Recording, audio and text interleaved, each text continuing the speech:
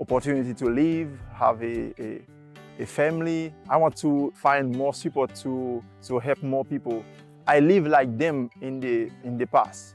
So now I have a heart to bless them. When I invest in people, when I train people for a business, for garden, when I see them have success in their life, that's my vision. So we need water. We're looking for water project. We already have some pipe, but we want to do a cistern to get water in the river to the garden. Yeah, the Bible says not only love in the world, but with action. But yeah, what you say, I invest in people, I love people, I train them to be a leader. So sometimes some of the church only preach the gospel, but we not invest in people. So that's what I want, what I love. I have a passion to help others to be successful.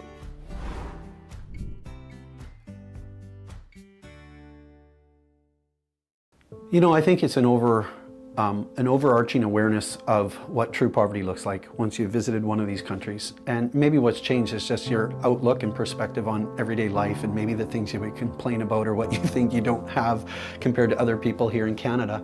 But just a realization that we have so much and we should be grateful for it. I would say the other thing that's probably changed is your attention when you're listening to the news really perks up when you hear a country that you have visited.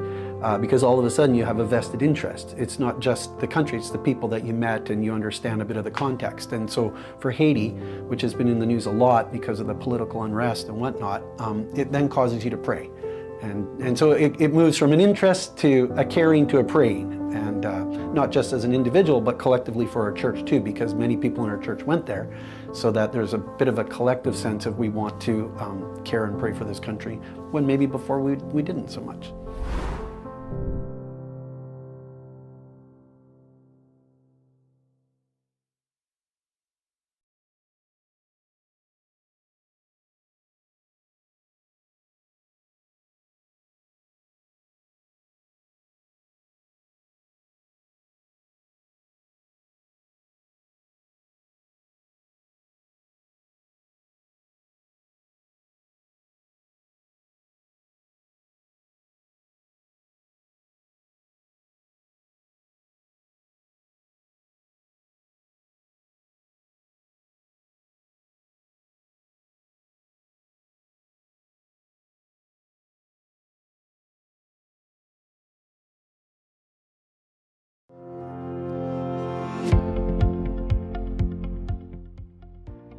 So my name is Mesilien Service.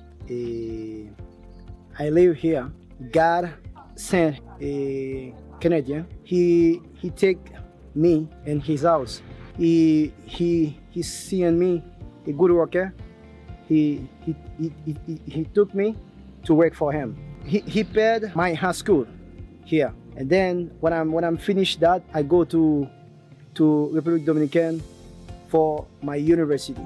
When I'm finished with my university, I come back here to help Lemuel. So Mr. Manis said me, Mezu, I want to give you a chance to do your life. So I said, I will try to do my own business. So when he heard that, he said, I will sell you truck and then a little car. And then I started with my business. I sell drink and water for the trees. I have a car wash here. I will do like a mechanic shop here. And then here I will do another things like a restaurant. And then I have a barber shop. I have 7% who works with me here. So when I was in Dominican Republic, my friends told me, don't come back in Haiti because Haiti is very difficult. If you go there, you can die. I know my country, I know my city. So I said, I will come back. I need to come back to help Lemuel. If I have more, I can create more works for the young people here. Because Lemuel gave me a chance in my life. So I would like to give the others a chance too. So I would like to change this, like a paradise. That's my dream. If someone come, you can see God with me here. Someone can say, no, God is not with you. But if they see everything you do, it's very clean, it's very beautiful. Everything God made is beautiful. So if you are a Christian, so you need to do the same things too. Where you live, you need to change it. All the things so I do here, I would like to give a percentage with Lemuel to continue his goal.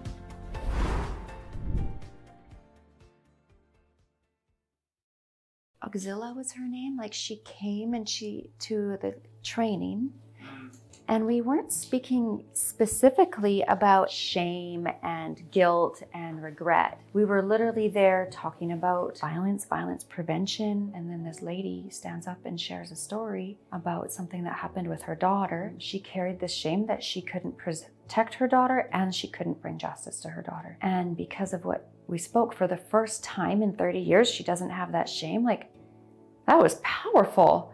And the fact that she wants to share this with her daughter so that her daughter can realize, I've worked through this, I'm no longer a victim. There's two different mentalities and two different ways of living.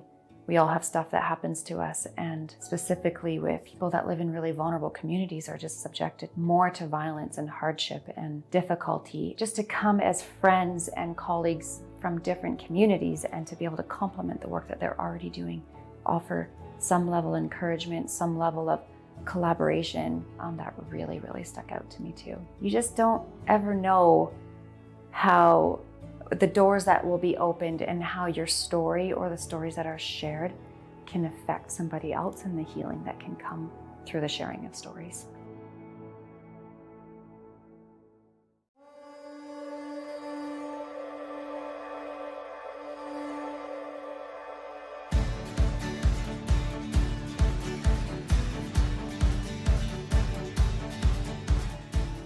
My name is Lydia Pollard, and I'm a video producer here at Hungry for Life.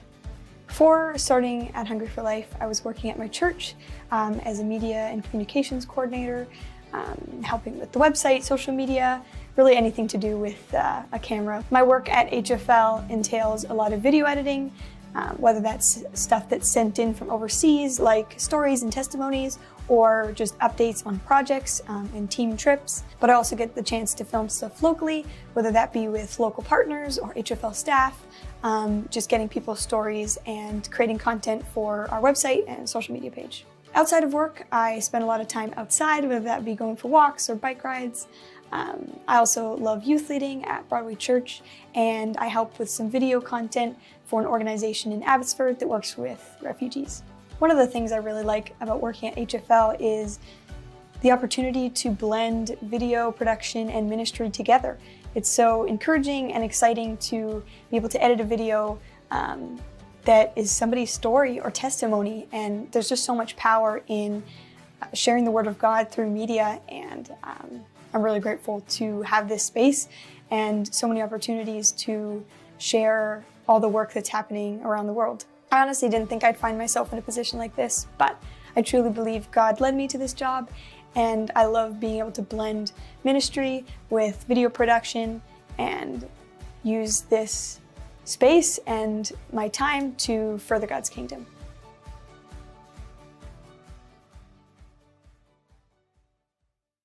My name is Joven Antolin. I'm the founder of Strongwoods Ministry that is in Boracay Island, Philippines. That's in the Western Visayas region.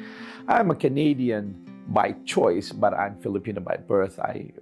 We ran Strongwoods Ministry for 14 years now, started in 2009. Well, we decided to go on vacation.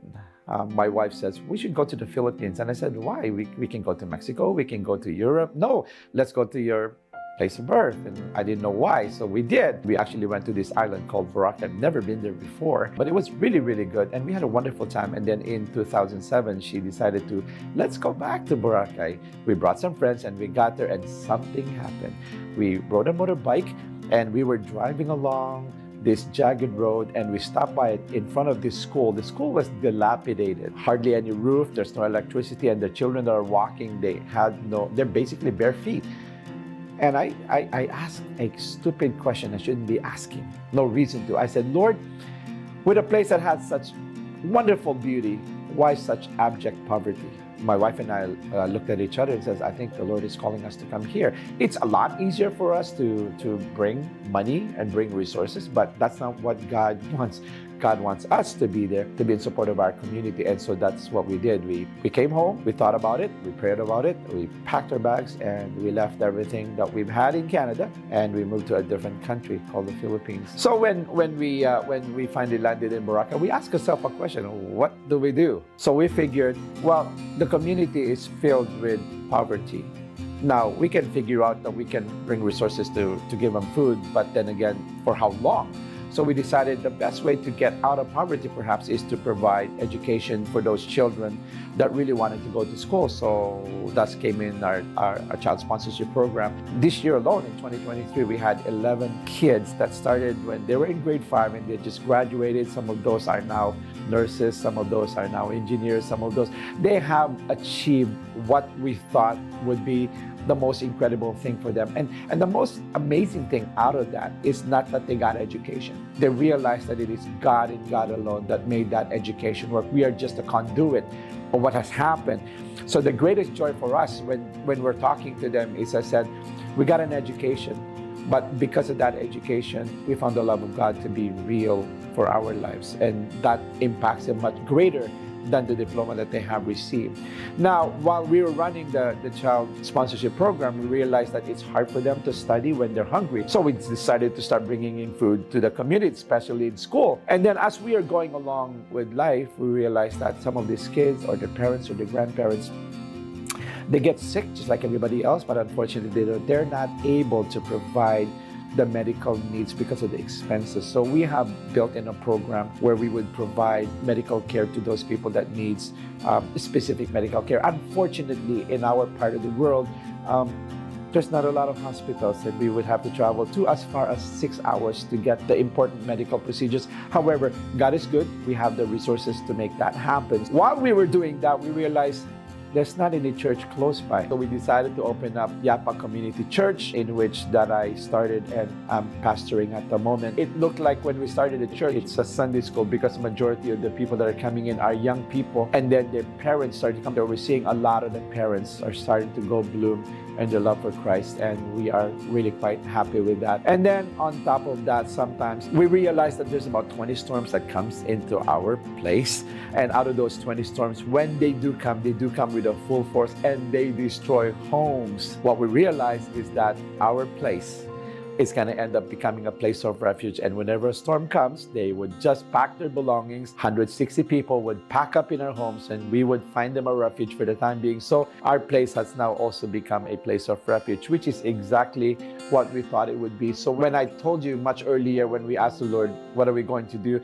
I think now I'm asking the Lord, Lord, I think this is a little bit too much because there's a lot to do. But yet, there's still a joy to be able to do a lot of things, because if God provides us the opportunity to do more, I think we have the capacity to do more, not because we're able to, but God is able. And that's what allows us to propel and do a lot more than what we thought we were capable of doing.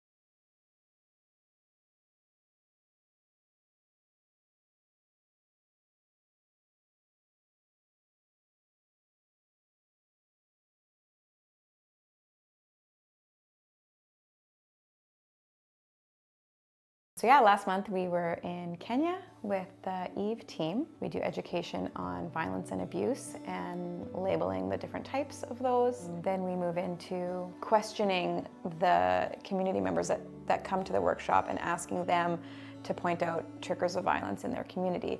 And we move into brainstorming solutions to those triggers and steps that they can take. And it's a really amazing time, but I tend to doubt it a little bit. I feel insecure typically at the beginning of the day, just like wondering where it's gonna land, being hopeful that it will land well, but because I'm not exactly sure, I tend to just maybe doubt the process a little bit. And before we even left the country, we were already getting feedback about what the people who attended the workshop were doing on their own, education classes that they organized in their communities, and just hearing stories of people sharing that they felt guilt and shame around a circumstance in their life, but based off of something that a team member shared, they no longer felt that way. I think sometimes with work like this, you don't always get to see the fruit, right? You plant the seed and trust that God will do the rest. And that's great. I think that's huge. But when you do get to see fruit, it's pretty awesome.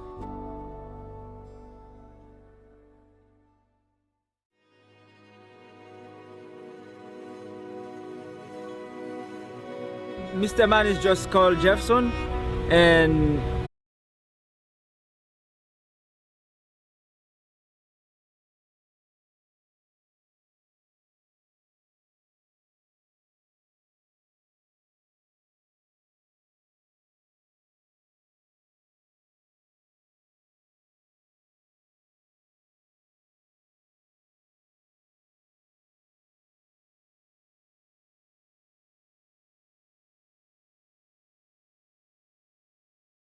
my husband, TJ. call one by order. Oh, you, the water, Jefferson, and he said, okay, I hear the water is coming. The water is coming. The water is coming.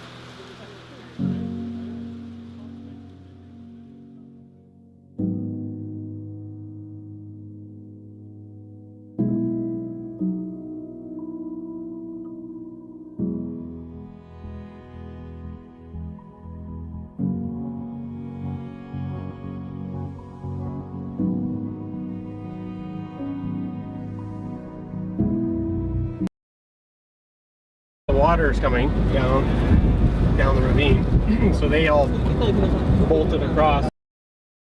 We have another ravine over there. When water come and all people is like pressing, understand? Like it's exciting to see that this water can stay more than 6 months.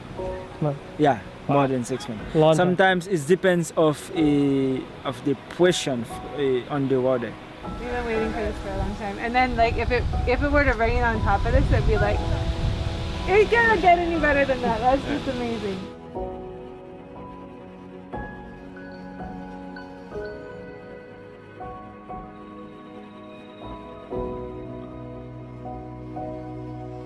If you send rain, he will be encouraged. And that day I went there to see that, and they were very excited. The old man said, I told you he would rain.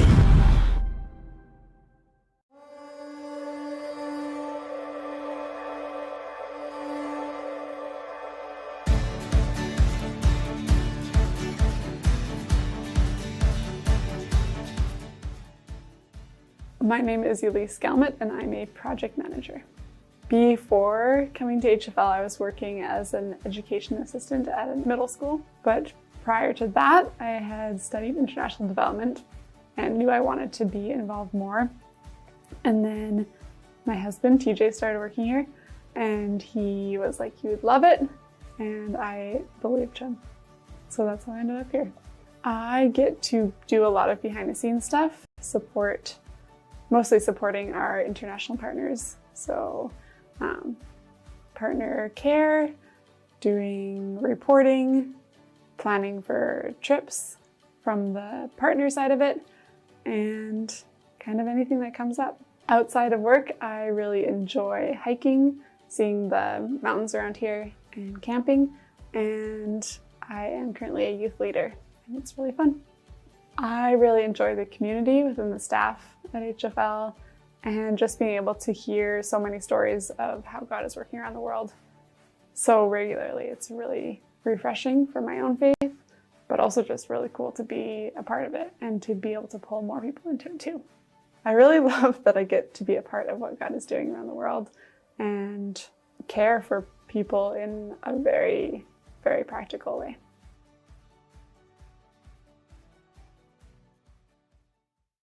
We went to the Ukraine. The 4 ladies, there was 3 invited me because my mom was born there. And then that's where the schmozzle started. That we saw the need over there. And we all worked at the MCC store. And we knew we had pulling days when lots of stuff goes into bags for other missions. And we figured we could make use of that. And we did. The first trip was, I think it was in April of 2005. That's when these ladies took me along to show me where my mom was born. We were in the orphanage, and they just pulled the wet diapers off and hung them at the end of the crib. That's not my style of looking after a child. An elderly man came and asked me if we had a wheelchair. He needed one because his knees gave out. I says, I'm sorry, we haven't got no wheelchairs. And that went through my head on the way home. And then I started hunting around for wheelchairs. And first shipment was in October of the same year. We did with Mary Isaac together. And that was 750 pounds. That was our beginning. And even then we had opposition. But God knows what He wants to do, and He opened many a door for us. Sometimes the door is open and there is scads packed in front of my door already. I have no idea where it's coming from. This is it. You have to come, ladies. This is Very what's left soft. over. Yeah, very soft. And 2 of the ladies have passed away. Yeah. First of all, to be humble. And then I believe God is teaching us to fulfill His will. Sometimes that is, we don't know why we are getting this certain things to be sent. But when it arrives at the other end, they know. Well, I will be doing it for 2 more years. And then my age is going to creep up on me. But the house has been spoken for. So they're going to have to move it somewhere else. That's sad, yeah? Yeah. But getting old is sad. Yeah. You use old people for other old people. Yeah. I have my 86th birthday already. Yeah. And she won't miss any Tuesday when we pack. She's always here. I can't last as long. I can't last as long anymore than I used to. Is it interesting at all what we have to say? Of course. This is so cool. It's amazing what you guys are doing.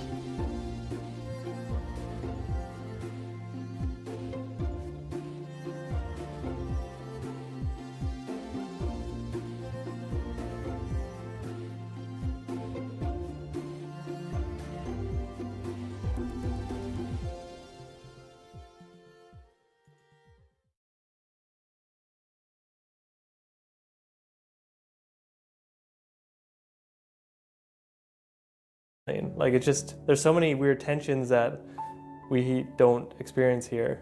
The fact that people are still pushing forward through all that stress, all that turmoil is wild. It's wild. And especially that they are such a light in their communities as well. They know people in the communities by name. The people in the communities love that they're there and enjoy talking to them, and not just for the supplies that they bring, but also just for them. I think our partners bring hope to the areas they go as well. You can kind of see like a weight release from them when the partners come, because they can just relax and talk. Yeah, God's at work, and it's cool.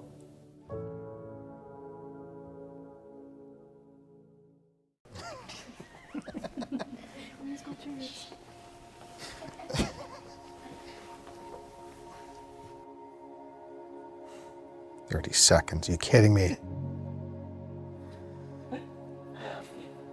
I do remember sweeping the floor in my kitchen when those two thoughts kind of collided, and I thought, what if there was an organization that both dealt in spiritual vibrancy and global poverty, because of how interrelated those two concepts are biblically?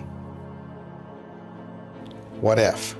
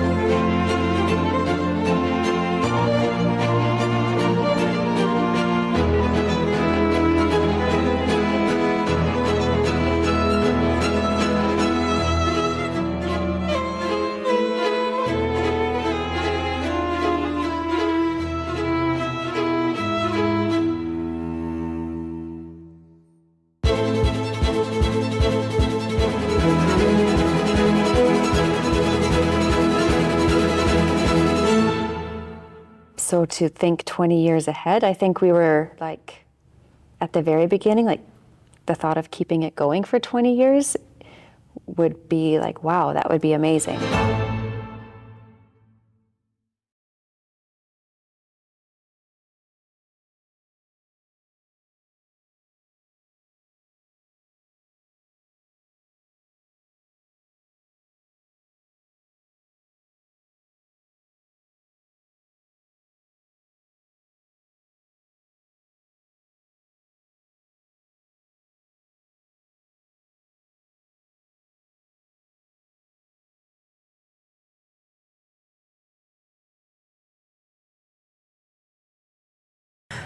If you can hear me out in the lobby, if you don't mind making your way to your seats, that would be amazing. This side of the room is so much more well-behaved than that side, I can tell already. Welcome here. I bet I am not the person you're expecting to see on stage tonight. In a turn of events, our usual laugh maker, Cliff Prang, yesterday informed us that he was unable to make it tonight. I know, and I'm not funny, so. And so you're stuck with me, I'm sorry. So let me introduce myself. My name is Jessica Goshalak. I have been at Hungry for Life for 10 years. My current role at Hungry for Life is in recruitment and marketing and event coordinator. Hence, this was a bit of a captain going down with the ship kind of situation right now. So as I was thinking of last night, I was driving home trying to think of an opening line to captivate you all. So I sat down with my council of advisors, who are 4, 6, and 8 years old, and told them the situation, because I knew I could seek some wise counsel from them, and asked them what I should say. And in classic youngest, middle, eldest fashion, my youngest 4-year-old said, just say toodles, and that just showcased that she just does not care for any of you. My middle, my 6-year-old, said, you should say, welcome to the fundraiser. And in classic middle child dramatic for attention situation, middle children, is this accurate? No? Okay. And then my eldest, the 8-year-old, first question, what's going to be at the candy bar? Are there going to be Reese's Pieces? If we should remove those so that the people with peanut allergies do not get sick. In classic eldest fashion. Eldest, are you always the most responsible people in the room? Yes. That was a clear, distinguished yes. So in the words of my 6-year-old, welcome to the fundraiser. We're so excited to have you guys come here tonight and pack out this place. We really did pack this place out to celebrate our 20th year at Hungry for Life. Yes, yes. I echo that round of applause. And despite our expectations needing to be slightly adjusted, I honestly believe that God has big, incredible plans for this evening, and we are going to have a lot of fun tonight, and it's going to be amazing. We want to not only honor you all as stakeholders and part of this ministry, but we want to honor God and his faithfulness in the last 20 years that he has provided for Hungry for Life. And if there's anything that you guys walk away with tonight, we hope it's that you see God's workings in and through Hungry for Life. So we also have a goal to meet tonight. And does anyone know what our goal is? Nobody reads emails, I knew it. Somebody said it. Thank you, Rebecca. Rebecca, you know what? Here. Well, you know what? You're going to get a pen for that. Here. It's more than just a pen, everyone. I'll explain later. But our goal is $350,000 tonight. And thanks to our generous event sponsors, there's only 300 left to go. So we want to give a big round of applause to our event and corporate sponsors. Westbow Capital, Gary Bars, Farm and Family Real Estate. I don't know if Gary's here yet. Is he? I don't know. Goshla Construction, I may know them. and Denbo. Yes, So the food is hot and ready. So I'm going to invite Dwayne Toes up here to say grace for the meal. Dwayne is a member of our board, and that's all. Here you go. That's all. Jess, you're going to do amazing tonight. So we have full confidence in you. And on behalf of the board, we just want to say thank you so much for taking time out of your busy lives to join us tonight. We've been praying for tonight. We really believe God's got just a great evening in store for all of you and for Hungry for Life as we celebrate and as we look forward to the future. So let's pray together. Father, we thank you for these moments that we get to spend together, looking back and looking to the future. And we recognize and we see your hand all over Hungry for Life and the countries where we're at and the projects that we're part of. And each person in this room has a role to play, and we just say thank you for them. Father, it's great to be able to get together and just hang out around tables and fellowship together around great food. And so we say thank you for the food that's been prepared, and just bless our conversation as we go through this evening now. In your name I pray. Amen. So the menu is looking very good for this evening. So it's going to be a lot to get 400 people filtered through this. So I'm just wondering if there's any really, really kind people who would volunteer to go last. Table 20, you may be the first to go. Go for it.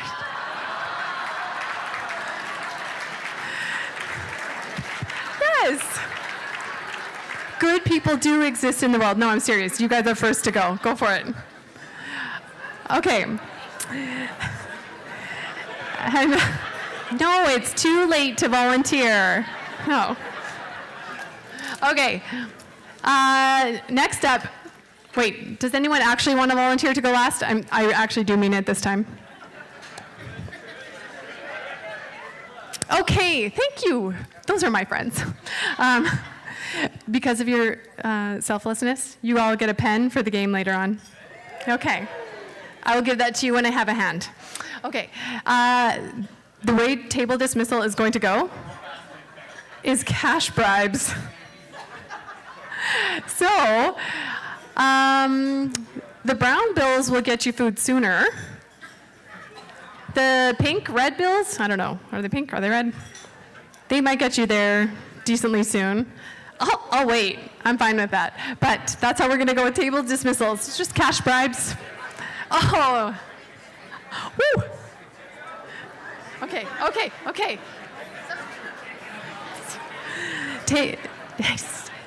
Thank you, table 19 and table 16. You guys are dismissed. Oh, that's my brother-in-law. Thank you, Ben. Table 8 can go.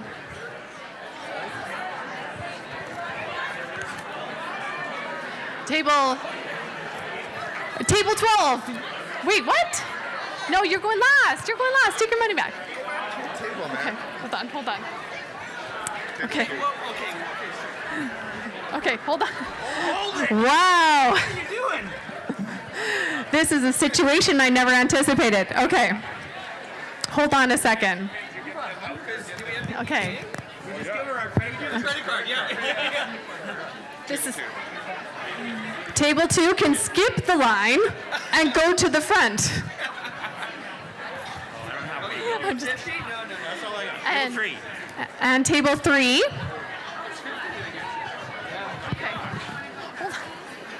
I can actually only allow 4 at a time, so I'm breaking the rules here. We'll wait a little. Don't worry. Okay, hold on. One second.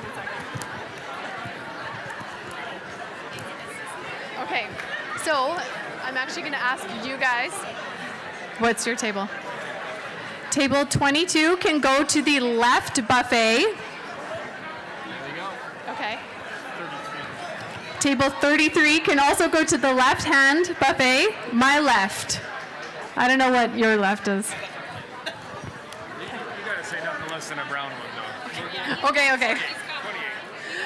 Table 28 can also skip the line at the. Okay, I just gotta wait a minute, okay, Rachel? Let everybody.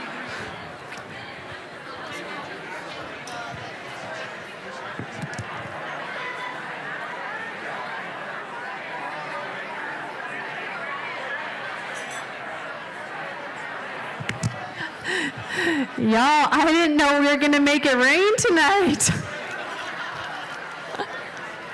Okay.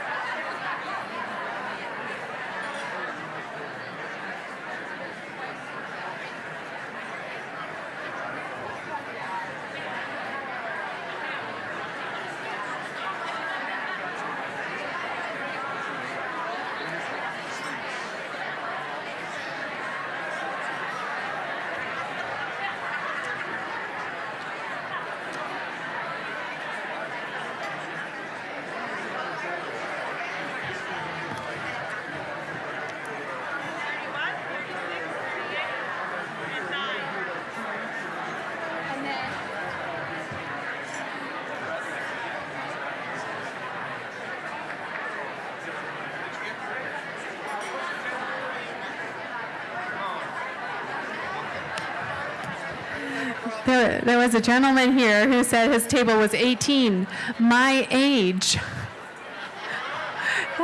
That got him to the front of the line too.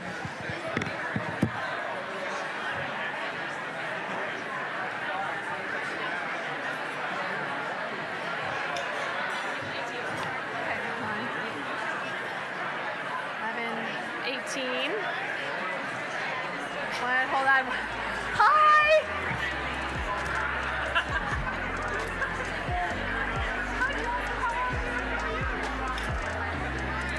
Okay. Hold on.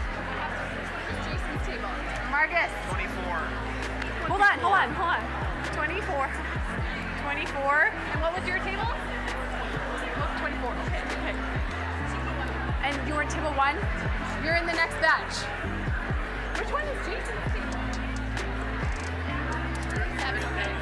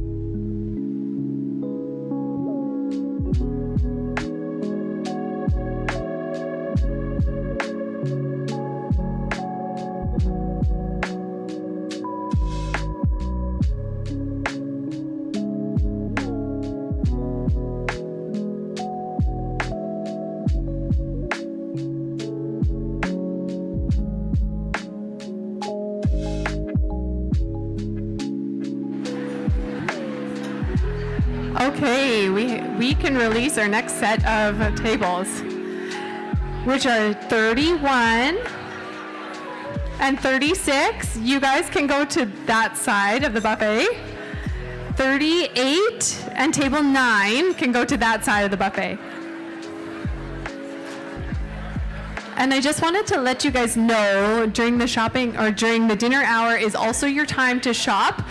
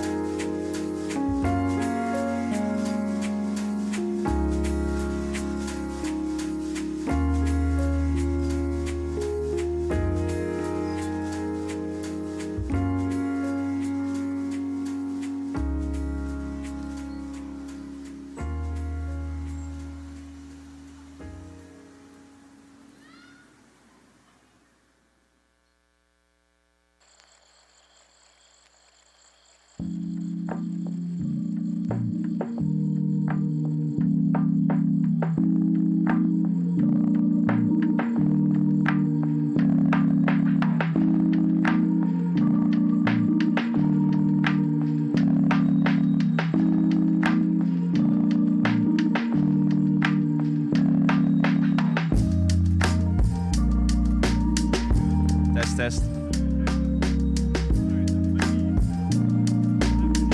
Hello.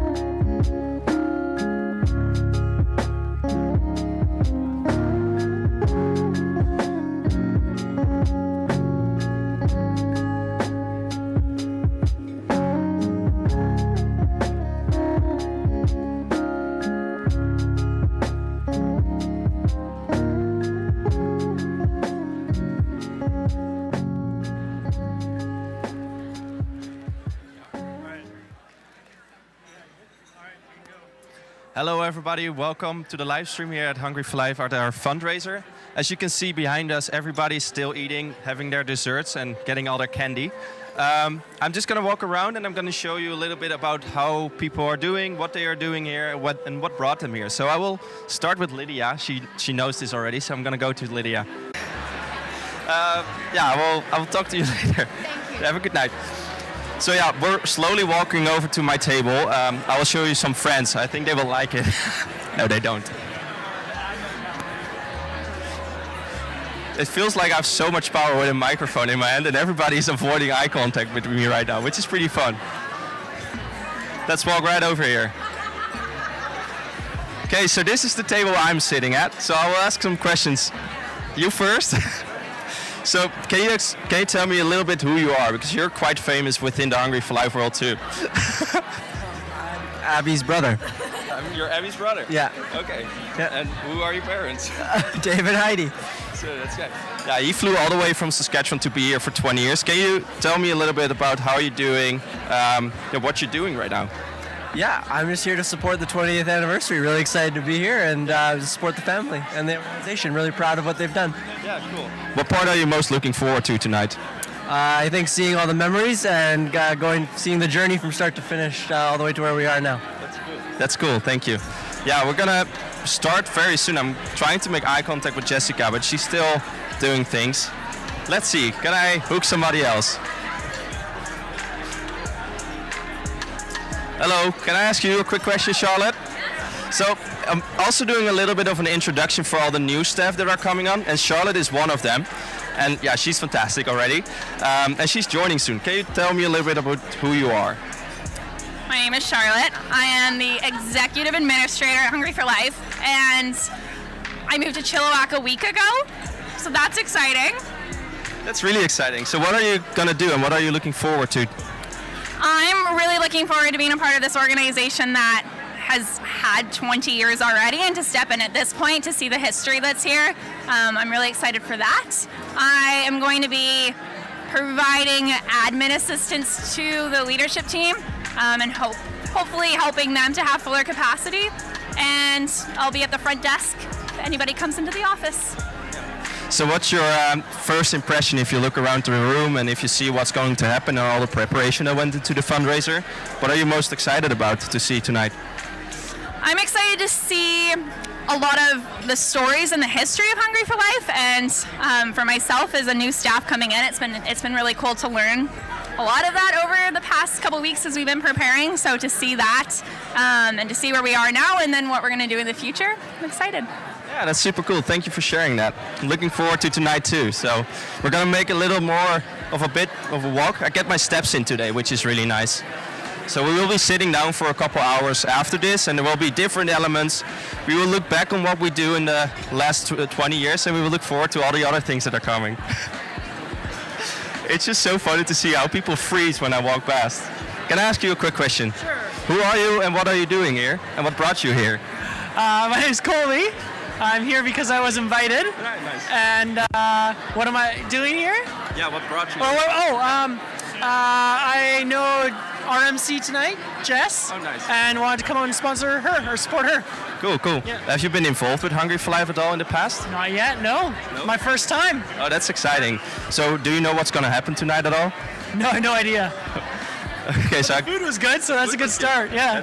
That was something new this year, by the way. We for the first time had food. food. Was good? Yeah, the food. We never had food in the years before. I was saying it was the first time it was good. No. The food in general. We didn't have food that's last. Great addition. That's great addition. Yeah. So nice to meet you. I hope you have a nice night. Thank you. Great. So yeah. It's also, we have a lot of candy here, and that's also a thing that's been a little bit of a tradition, but as you can see, the candy goes fast. I don't know, it's the only free thing tonight. I'm sorry I can't give you any candy, but I hope you will donate.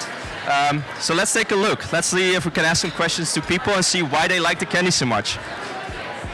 Let's see. I'm gonna ask, can I quickly ask you a question? I'm live on the live stream. I'm sorry.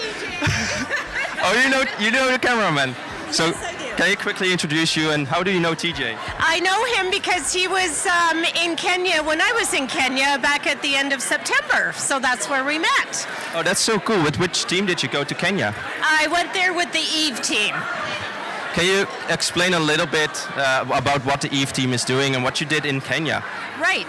So the Eve team stands for Ending Violence Educators. So we worked with women's groups, children from grade 4 to grade 8, and then we did leadership workshops where we got together with community members and they worked on solutions for issues in their own community, and we guided that. And we also did widow visits, which was really fulfilling to do that. So if I can ask you a question, what was a really big impact it made on you personally, if you want to share that during the trip? What's a story you can think about the trip you did? What I liked the most on the educator part was the leadership workshops and how the groups got together and really worked together to work on problems that they had identified themselves. So in guiding that process, that was a really great piece about the education. On a more personal note, a really wonderful thing was going with the group that I went with and those connections we made as a team and being together, and just because you're together 24/7, so you grow close really quickly. So that was a lot of fun. Yeah, that's amazing. That's incredible to hear that it's on both sides. That's working with the locals in Kenya and also with your team yourself. Yeah. Thank you so much for sharing. It's nice to meeting you. Have a good night. I hear that Jessica's taking over, so have a good night. Donate a lot of money, please, and I'll see you soon. Bye-bye.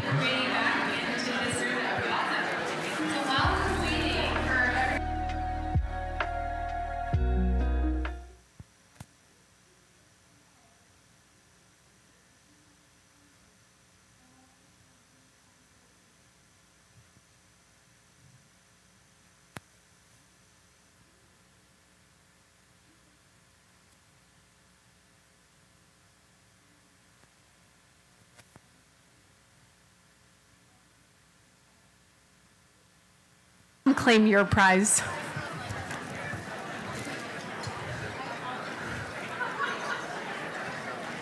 That's amazing. You're there. They write really well. Anyone else who oh.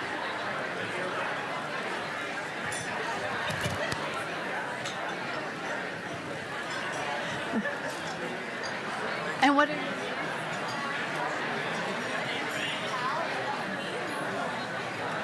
Cal and Elsie Needs have also been here for 20 years. Give them a round of applause.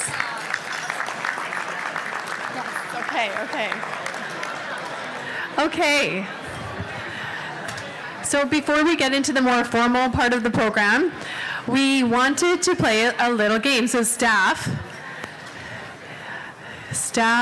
just giving you your heads up. This is your warning. We are going to play a little game of speed dating. And before you singles get too excited, this is not the traditional sense of speed dating. Unless you really wanted to, we could set up a table with plenty of fish back there. But we really want to get to know you and vice versa. And so what we're going to do is staff are going to position themselves at a table. So staff, assume your positions. They hate me right now. And behind me is going to be a question that is either directed to you or to the staff, and you guys have 90 seconds to answer the question. So there's going to be, yes, and then after the 90 seconds, the staff will switch to a different table. Obviously, we do not have enough staff per table, so if you have not been visited on a certain question, could you please raise one of your charger plates? Does everyone know what a charger plate is? Okay, good. Never mind, they're gone. Okay, raise your hand. Some people have chargers. For the men, chargers are just a plate underneath a plate. Okay, good. All right, so We are going to throw the first question up. Staff, you can answer this question. Who are you? What is your role? And how did you get involved in Hungry for Life? Go. My name is Ashley Goshalak.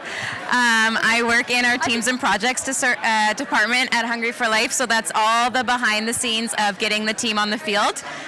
Booking flights, booking insurance, booking accommodations, all the behind the scenes that nobody sees, but everything that it requires to be able to send our teams across the globe. And I got connected with Hungry for Life because Jessica is actually my sister-in-law, and we actually supported her at Hungry for Life for years before, and so we attended these events. And then one day she said that she had a job for me if I wanted to take it, and I told her no, because I was like, no, I actually don't want to raise my own support. That doesn't sound like something I want to do. I'm happy to give people money, but I don't want to ask. And God totally said that, no, you are going to do that. And so after a few months of praying on it, it was pretty clear to me that was going to be the next step in my life. And I'll be starting my 5th year in January. So yeah, it's been pretty awesome. I'm pretty thankful to be a part of the team. I just got back from Kenya. Actually, I was there in September with actually the table of ladies next to you. And yeah, it's not where I thought I would end up in my life. I had a different career before, so I just think it's really cool when God changes your trajectory, and following Him and trusting in Him just really opens up a lot of doors. Okay, so thank you. No more time. If she didn't. Okay, so staff, you have about 10 seconds to switch, and I want to tell a funny story about my table that I just answered a question for. So how did I come to Hungry for Life? I learned about Hungry for Life because my husband played bass guitar in a band called Shekinah, and Dwayne Toes also used to play bass guitar in Shekinah, and because he quit, I am now working at Hungry for Life. Okay, is everyone ready for the next question? Okay, throw it up there. Staff, ask the guests, how did you hear about Hungry for Life? I'm Vic Rampel with Hungry for Life. So how did you guys hear about Hungry for Life? Wendy Moore. Wendy Moore, oh, okay. Neighbors and friends. Oh, neighbors, okay, great. So what do you know about Hungry for Life?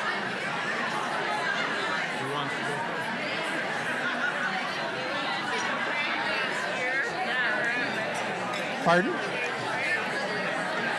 Sorry, what was that? They went to the Ukraine. Yes. Yeah. What else do you know about Hungry for Life? How many countries do you think we work in? 160. No. Was I close? No. 60. No, I think we're up to 23. 23 countries. I think about 29 field partners. I think Hungry for Life works with local groups in about 80 different projects in the Ukraine or in the world. Yeah. And anybody else? Well, enjoy. Thank you. Yeah.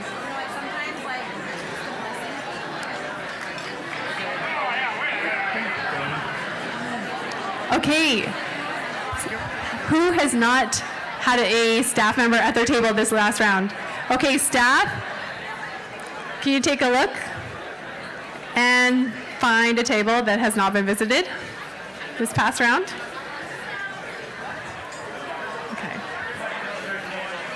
Okay, next question, please. Staff, ask the guests, if you as a table were going to do an activity together, what would that activity be? All right. Together, collectively. So, get to know your tables. G-rated, we are online. If you as a table were going to do an activity together, what would that be? Together. Yes, we did. And how was skiing? Great. I stayed in the cabin. Was it with kids or without kids? Family. Okay, but if you were to do it, oh, from this, amazing. And if you were to do a new activity together, money was no option. Would you? Okay, after your babysitters, yeah. After your ski vacation, would you still do an activity together? I guess is the question. Okay, good, yeah. So what would it be? Skiing again? What? Dominican. That's available tonight. Looks pretty good. Oh, we've had staff stay there. Yes. Oh, I don't think so. He is totally viable. I just don't know if he's licensed to fly all the way there. He would totally, because he'd be like, oh yeah, I'm staying with you guys. Exactly. Wow. Thanks for coming, guys. Really good to see you. I want to ask the staff. Dave, what did your table, what activity did they collectively decide? They'd like to go to church together. Such pious people. Okay. Angela, what did your table decide that they wanted to do? Yeah, well, they're pretty keen on Dominican together. Oh, where is Jen? Jen, take note. Okay. I just want to note that my table went from hot tubbing together to the Taylor Swift concert together. But they'll only go if Jason flies them, apparently. So, Jason, not sure if that's a possibility. Let's hear from one more table. Christy, what did your table decide was their group? Playing rook. How wholesome. That's amazing. That's great. Okay, staff, one more switch. If you haven't been visited this last round, put your hand up.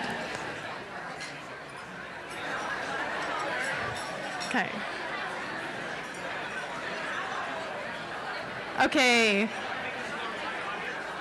Next question, please. Staff answer.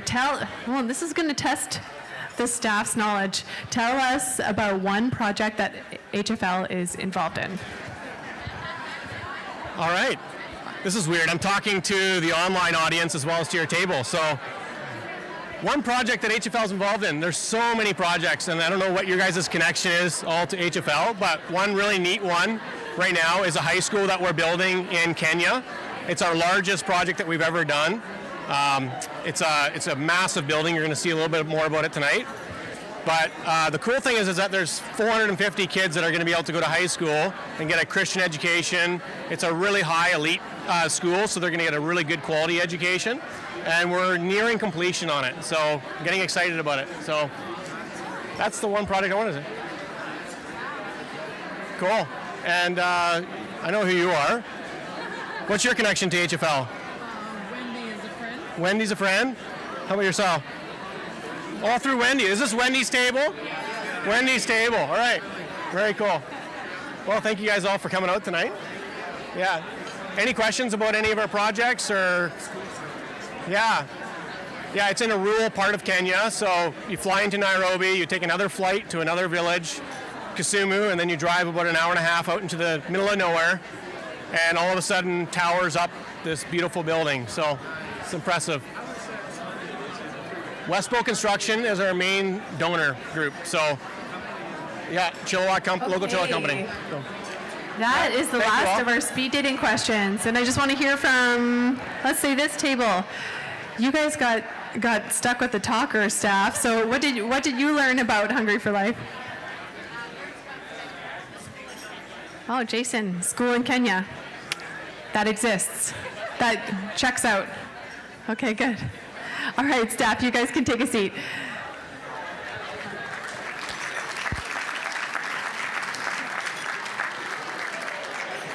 So we're going to go into a bit more of the formal part of the program.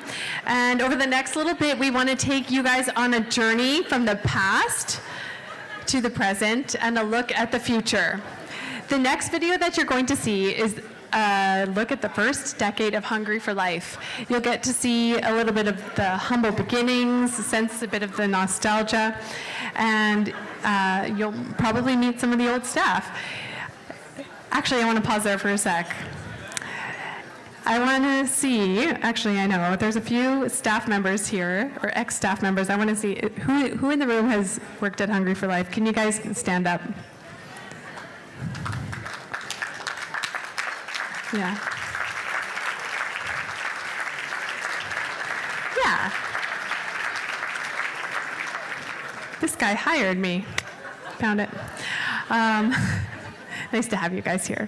So yeah, we're going to take a look at the first decade, and then we're going to hear from Dick Westring after that about a little story about the ripple effect that Hungry for Life has had through his business. So enjoy.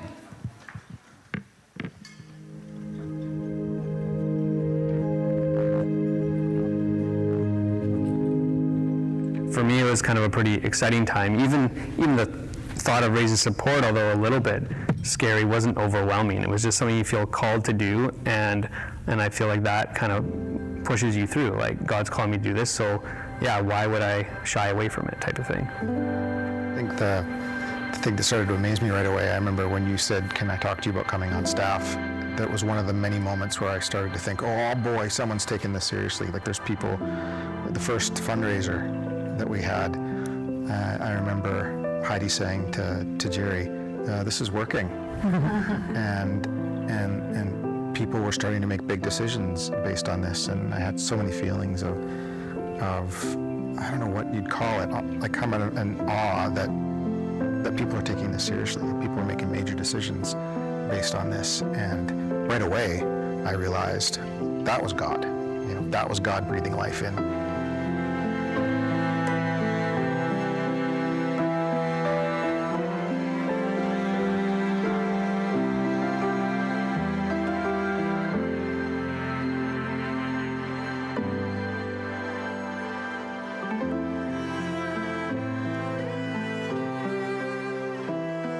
And then I think one of the greatest joys then, and still is today, is that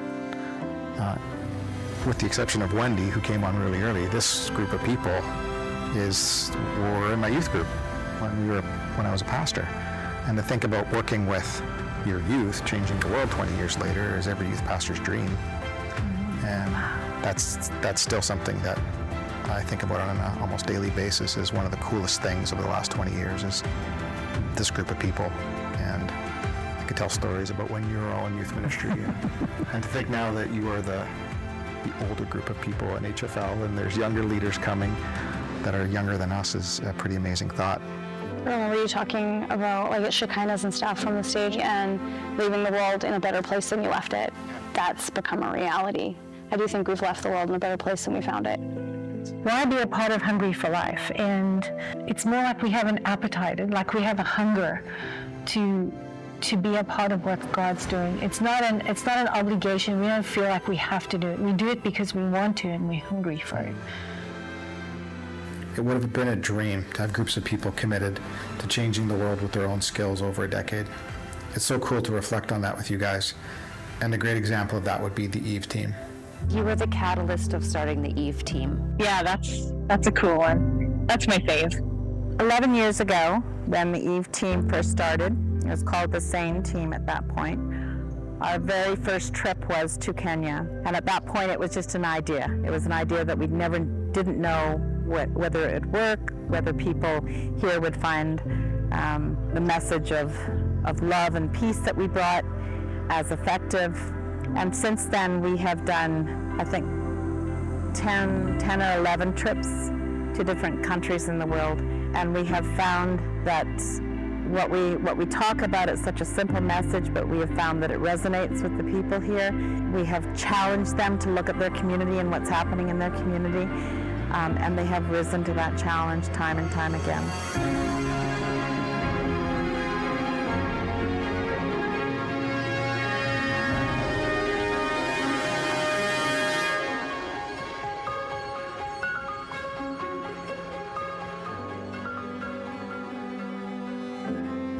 People. These people, our supporters, board members, field partners, church leaders, and just people is the only way I can answer that. God answered our prayers with people. And money and buildings and phone systems followed people. And so for me, when I ask what did God do, I would say people.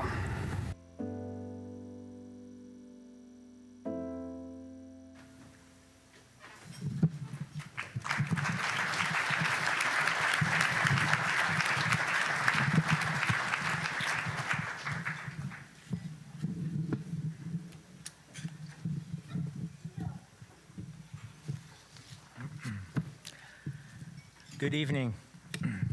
Is that on?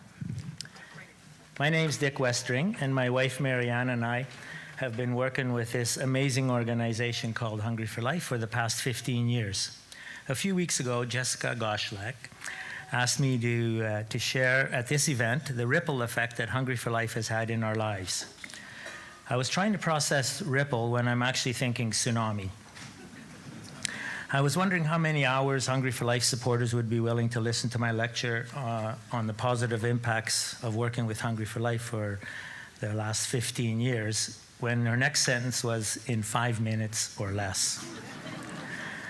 5 minutes, there's so many stories, I don't even know where to begin.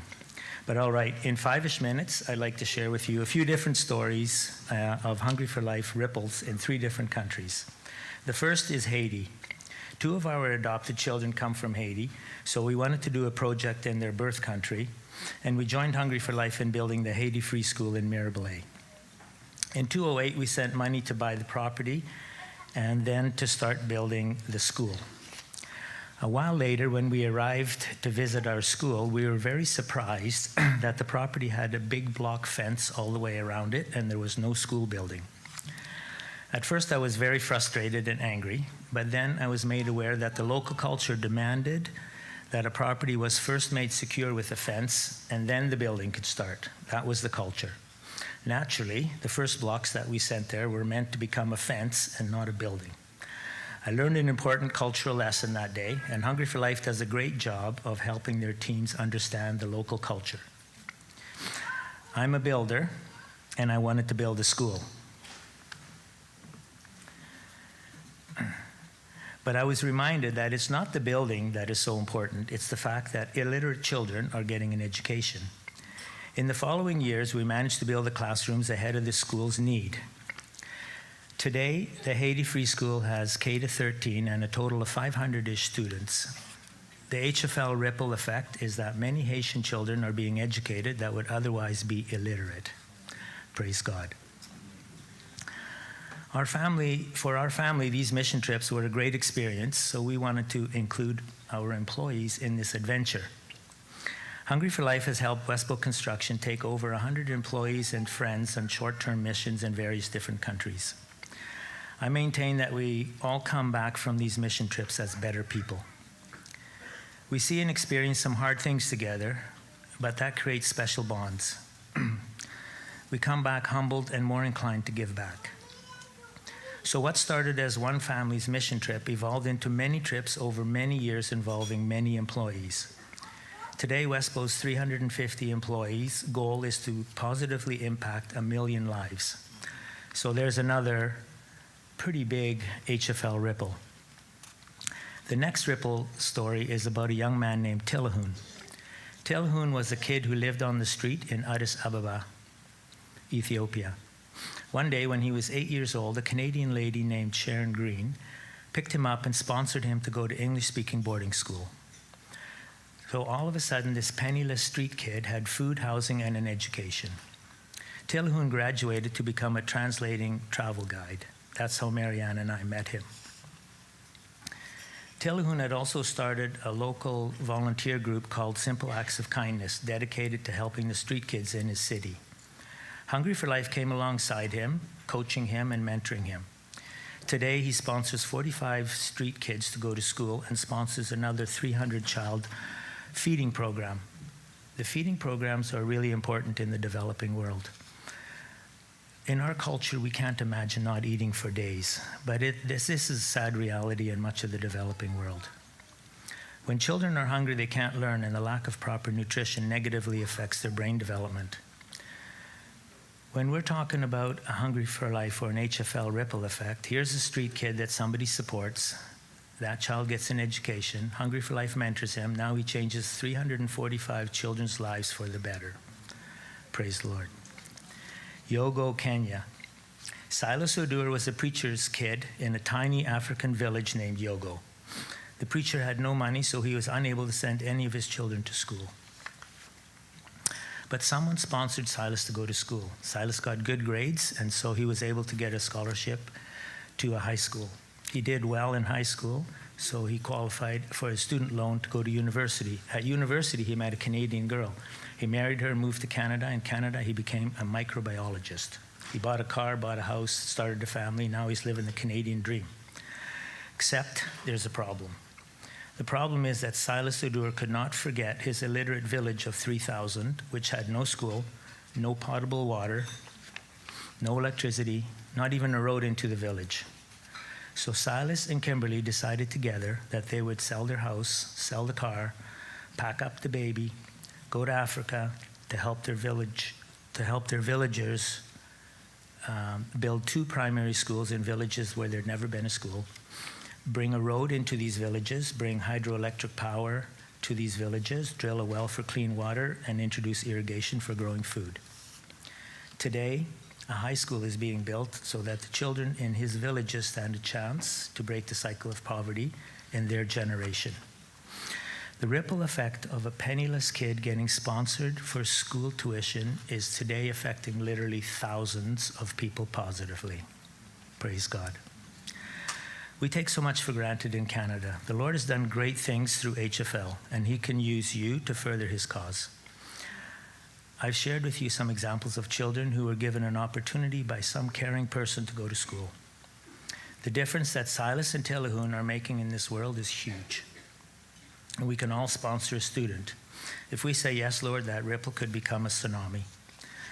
And thank you, Lord, for every one of your servants in this Hungry for Life organization. They truly are your hands and feet. And for me, there's just so much more I want to tell you. There's Voice of Hope, there's UCI, there's Martha's Children's Home, there's Papa Brisma's story, but 5 minutes, like Jessica. Jessica may call them ripples, but I'm expecting a tsunami. And we thank you, Father in heaven, for the good news of salvation through our Lord Jesus Christ, which started as a ripple and has become an eternal tsunami. And thank you, Hungry for Life, for creating so many, in Jessica's words, ripples that are having such a big and positive impact in this world. And thank you for maybe a minute more than 5.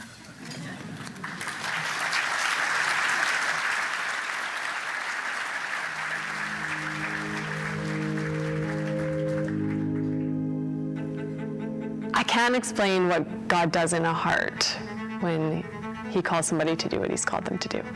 And I don't have a further answer.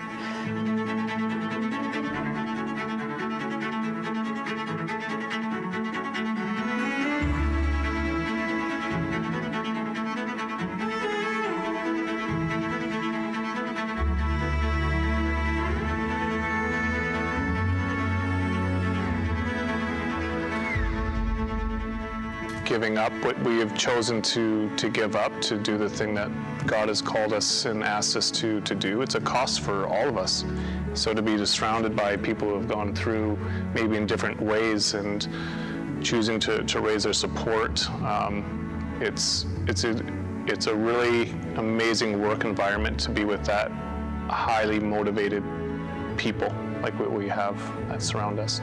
What uniquely sets HFL apart from big organizations is how we connect with local and international partners around the world, and we work with partners who are on a micro level working in a community on the most urgent needs, and we're able to be strategic about that.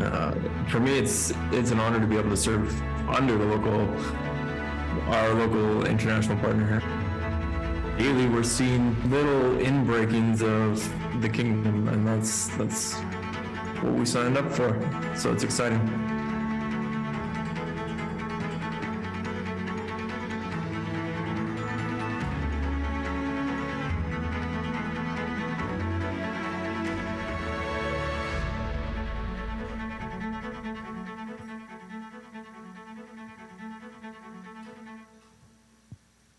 Hello, my name is Nigel Otieno. I am 24 years old. I am a firstborn from a family of 6 kids. Yeah, perhaps you have interacted with my story before.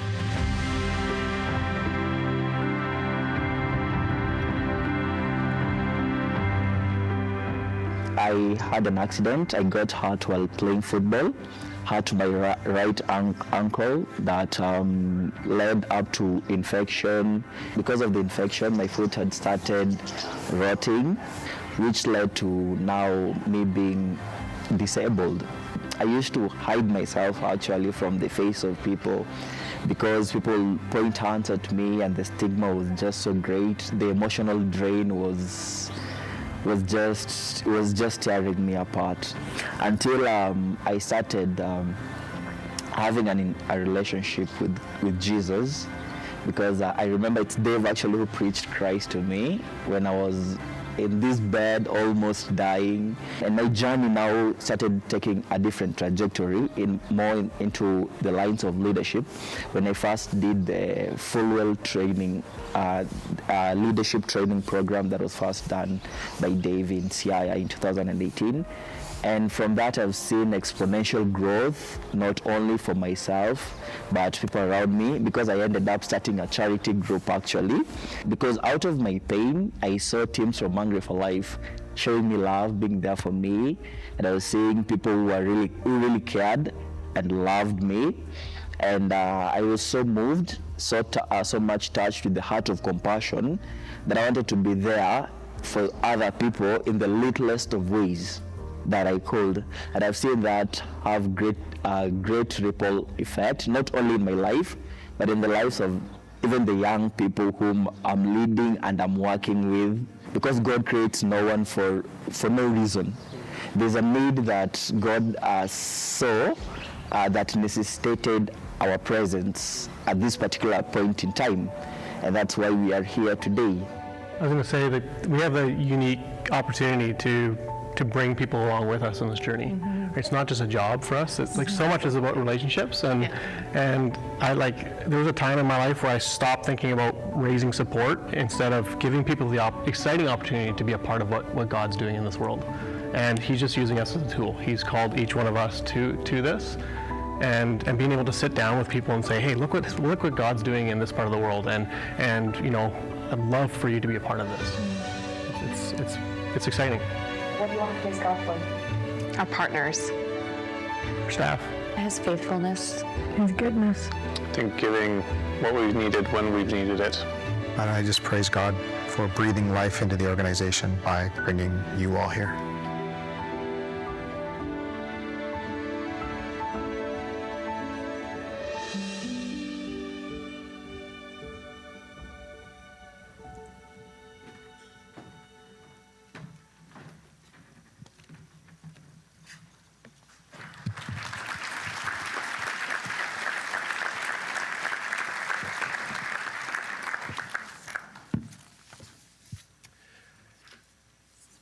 Good evening, everyone. Hope you're having a great night tonight. I'm Jason Kroll. I'm the Director of International Operations here at Hungry for Life. And I'm Angela. I'm Director of Canadian Operations at Hungry for Life.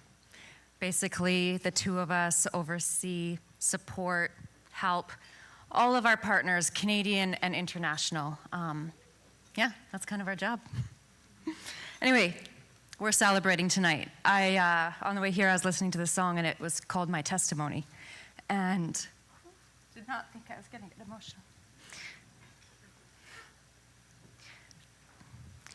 And I just, watching this video, it's just like, wow, this is such a testimony.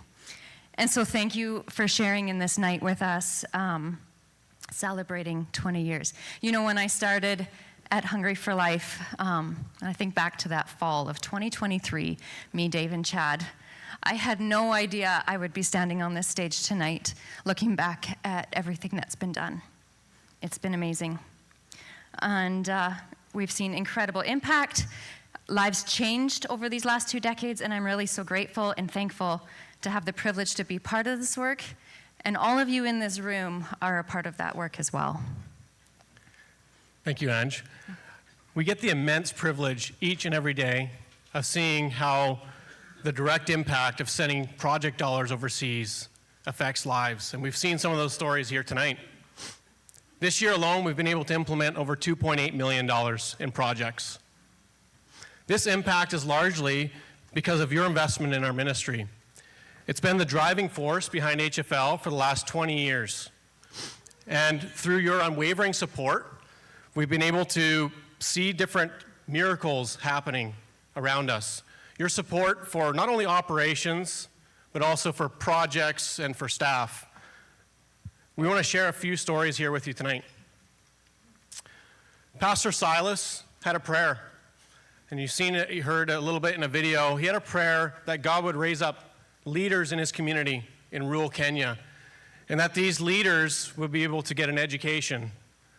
That prayer is being answered today as we're able to witness a high school being built in Kenya in partnership with Westbow. There was a prayer from a frail widow in Ethiopia. And I got the privilege of meeting this widow who explained to us that she had gone over 5 days without any food. And she prayed to God that God would send somebody to provide food. And in just that timely manner, our partner Tillahoon decided to come to that house to bring food and necessary supplies, just like that. There was a prayer from a witch doctor, Nelson, who I also am good friends with in Haiti. He was a former witch doctor, and his prayer was that God would break the power of Satan and that the gospel would go forth into the region of Haiti and break that darkness. His prayer is being answered today. I just had our partner UCI on the phone yesterday, and they have dozens of pastors graduating from their theological seminary, and these pastors are going out as indigenous local missionaries out into their countryside all across Haiti. It's amazing. Together, we've built schools, we've provided clean water, cared for the sick, protected the vulnerable, and all the while we've seen the transformative power of Christ change people's hearts. Jess asked me to share a story of impact, and there's a lot of stories. We were talking about this. There's a lot of stories. How do you pick? I was just in Kenya with the Eve ladies, and that one came to mind. But one of the ones that I really want to share tonight is one of our legacy stories for Hungry for Life, actually. When Hungry for Life was first being established as a charity, Dave met a man and his wife, Dr. Bob and Jillian Cutler. And they had a vision that they wanted to bring, Bob being a doctor, they had a vision that they wanted to bring healthcare to those in the world, specifically Haiti, where access to healthcare was so limited. He had the support of his community, and he really just needed an organization to back him, someone to provide him a framework that would enable him to fulfill his aspirations. Insert Haiti Arise, one of our international partners. Their vision is to see and train up local Haitian leaders that would inspire positive change in their communities. Through our partnership model, these two met, and immediately they had an aligned vision. The partnership grew into a friendship and a relationship, and over time, a thought around, hey, let's do something towards sustainable healthcare, not just missions, medical missions twice a year, but let's do something towards sustainable healthcare. Insert another partner from Surrey, another group from Surrey that was working in Haiti. The three of these, through a shared vision, the three of these groups got together and built a medical clinic at the Haiti Arise compound and staffed with Haitian staff. The building was completed in 2015, and it is still operating to this day. It's solely staffed by Haitian doctors, nurses, lab techs, a dentist, and support staff. Dr. Cutler and his group would travel back and forth, and I had the privilege of traveling with them many times to work in this clinic and also to invest in training of the staff. It was a beautiful relationship, and I've made a really good friend along the way. Thousands of people have received quality health care, and they continue to do so. But not just that. We saw relationships that would transform people. There's been this legacy of change. And the story, it's not just about a building being built, and it's not just about healthcare being provided. This is a story where I've seen a team member sticks out to me who is really struggling with purpose in her life. And you know, you go, you have this experience, and then you come home, and I kind of forgot about her. Well, I think it was 8 or 9 years later, I randomly heard that she was so moved by her experience in serving that she decided to compel her peers to live generously and started raising funds to support schools internationally. I had no idea that was the effect of her trip. We've seen team members renew their faith or come to faith. I've seen Haitian people come to the clinic and be so moved by unconditional care and unconditional compassion that they turn their lives over to Christ. I've seen students come and decide, I want to be a doctor, I want to be a nurse, and make that life choice as they grow. And this legacy would not have gotten off the ground without the back-end support of Hungry for Life to enable these results. And that's where you all come in. You are part of that story that enables the strength and the framework and the structure to go out and see those lives changed. How about you, Jason? Have you seen change? Thanks, Ange. So many great memories of that clinic being built in Haiti over the years, and so exciting to see that despite the state that country's in, that clinic continues on. I have another story about a clinic. Last year, I had the opportunity to travel to the Dominican Republic with a team of doctors and some support staff. And we went to go serve in the remote part of Dominican into the Batea regions and the sugarcane fields, where access to not only medical support, but basic services is basically non-existent. And as we were serving in this medical clinic with a team of Canadian doctors, we had this young mother come into the clinic with her emancipated baby. The baby was not doing well at all. It was a fairly newborn baby. The mother was heavily malnourished. And she went to go see the doctor, and the doctor did her consultation and then came over to me, and she said, Jason, I really don't know what to do here. This baby will die within the next week or under if we don't get this baby immediate care right now. The mother is malnourished, not producing milk, and the only thing she's feeding this baby is this baby bottle with untreated water in it. And that's the only thing this baby's getting. We got together, we prayed about it, and God provided a miracle. I don't know how, but the very next patient that walked into this clinic was a healthy young mother. She walked up, and she was from a neighboring community, and when she seen the problem going on, she immediately offered to be a wet nurse for this baby. She took her right there in her arms and fed this baby and committed to providing food for this baby for the next year. It was just amazing to see how just we prayed for something and God answered that prayer. The care for this baby didn't stop when the team left. That's the exciting part. Through events like this and through your support for our operations, it means that we can continue serving in the Dominican Republic, working with our partner Pro Infancia. Our project manager, who's here in Canada, is able to continually dialogue back and forth with our partner to ensure that this baby and mother receive the care that they urgently needed. Over the past year, both the mother and baby's health have been continuously monitored by our project manager and by our local partners, or international partners, to ensure that the baby is restored back to full health. And here's a picture of the baby today. Thank you.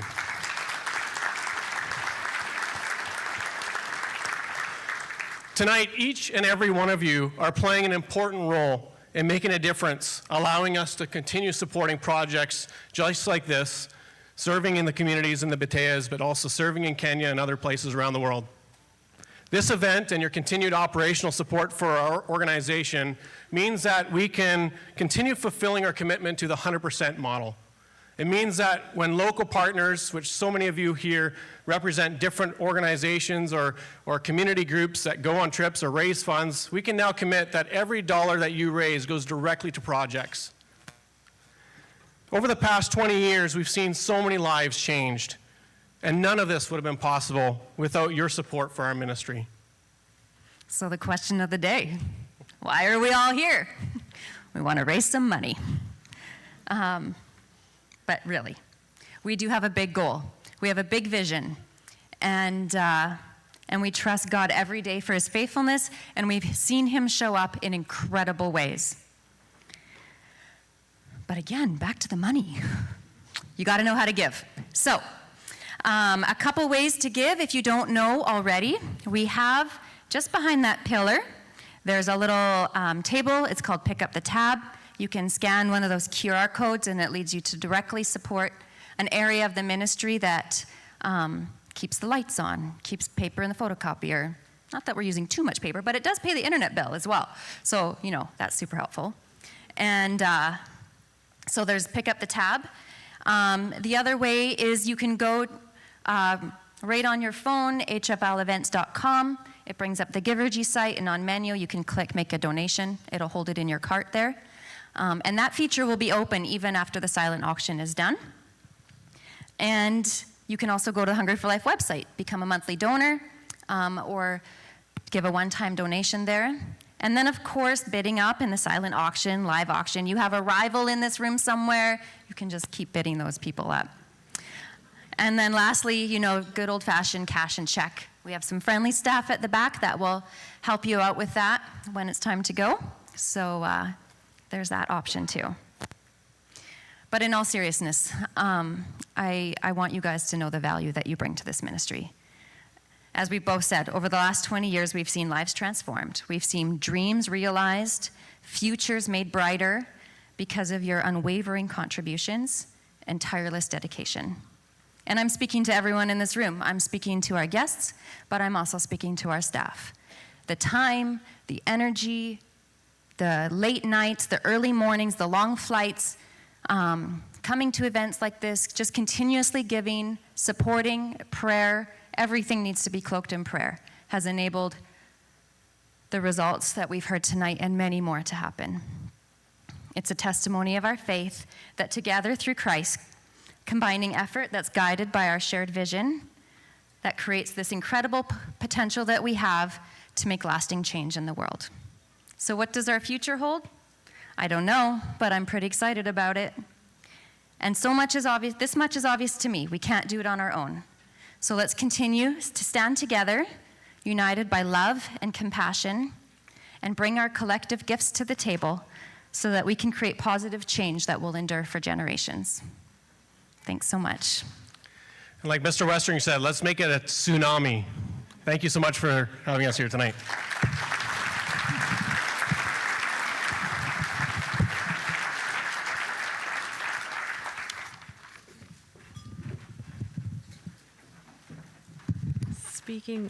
Hello, you turned me off. I'm up. Speaking of money, it's time to play heads or tails. However, we have an abnormally large amount of pens left, and I'm just not going to flip the heads or tails until we have less. So, Elise is somewhere with all the pens. Does anybody want to buy a pen to play in the game? Maybe if some staff can help Elise distribute some of the pens. Just raise your hand. Thank you. Okay. Hey, Ruben. Oh, Christy.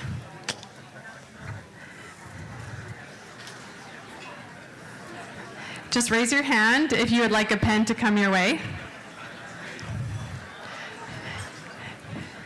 Do you have pens back there?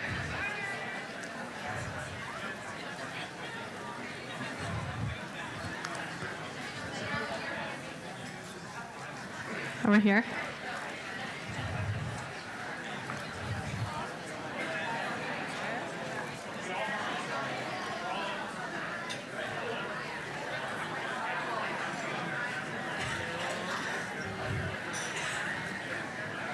You guys are either really nice or you want to go home sooner. Okay.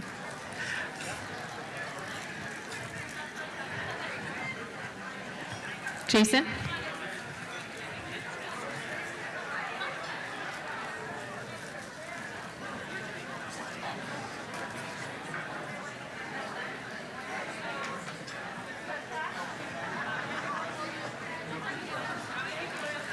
I'm sorry, your arm is probably getting very small.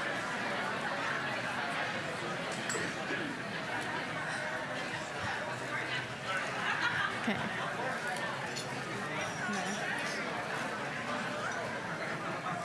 And then. Got it? Right here? Yeah. Oh. Oh, who's Just swoop in, just swoop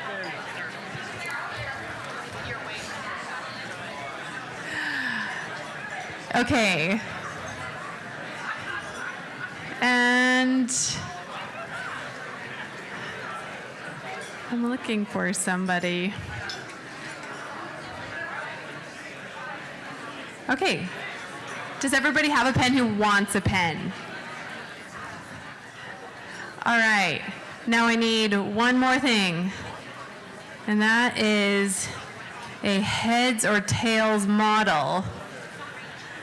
I was gonna call on my husband, but I think he ducked out because he knew something was coming. Who, Maddie? Daddy Gray? Danny Gray. Danny Gray? Who are you?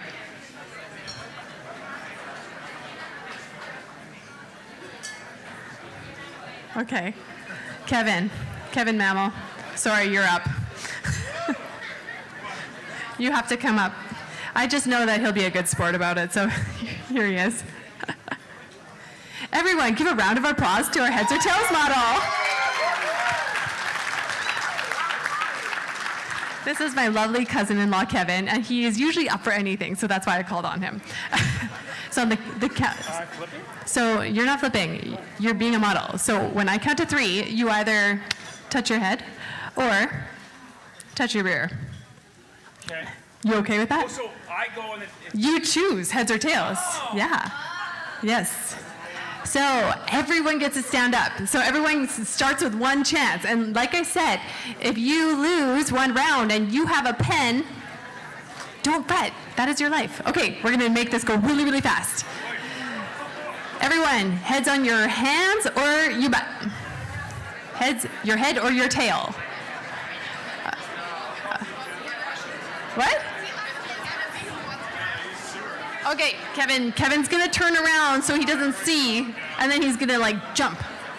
Okay, ready? 1, 2, 3, jump. Oh. I was gonna. Yeah. So if you had your hands on your head, you sit down, unless you had a pen. Okay, ready? Turn around again. Everyone decide. 3. Okay.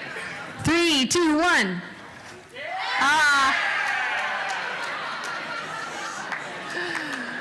Okay. Everyone decide. 3, 2, 1. Kevin. All right. That was. Oh, for those who cannot see, I should say. What did you just? So if you touched your tail, you sit down. Okay, everyone choose. Kevin, 1, 2, 3, go. Okay. All right. Okay, everybody decide. 3, 2, 1. There's such anticipation in what you're going to decide. Okay, everybody choose. Okay, 3, 2, 1. Tails. Okay, we're waiting out. This is good. Oh, Nick, was that it? Oh, okay, all right. Okay, everyone decide. Okay, 3, 2, 1. Oh, Kevin's wife is mysteriously winning a lot. Huh. Okay, everyone decide. Okay, 3, 2, 1. Wow, this is going quick. Kevin, are you making like some sort of signal to your wife? Okay. All right, everyone decide. Okay, 3, 2, 1. Wow, okay. That was his head. All right. Decide. And 3, 2, 1. Heads. Wow. Okay, we're gonna go quick. Decide. And 3, 2, 1. Okay. All right, we're getting down to the wire here. Okay, pick heads or tails. 3, 2, 1.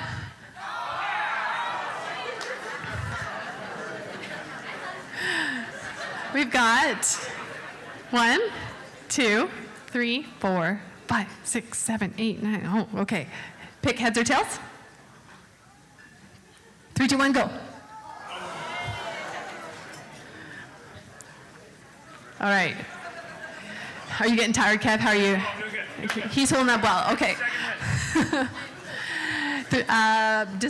Yeah. Oh, now they're okay. Everyone decided? Locked in? 3, 2, 1. Okay. Everyone decided? Locked in? I like how you guys go. There was no motion that was needed for that, but that's okay. Okay, everyone decided? 3, 2, 1, go.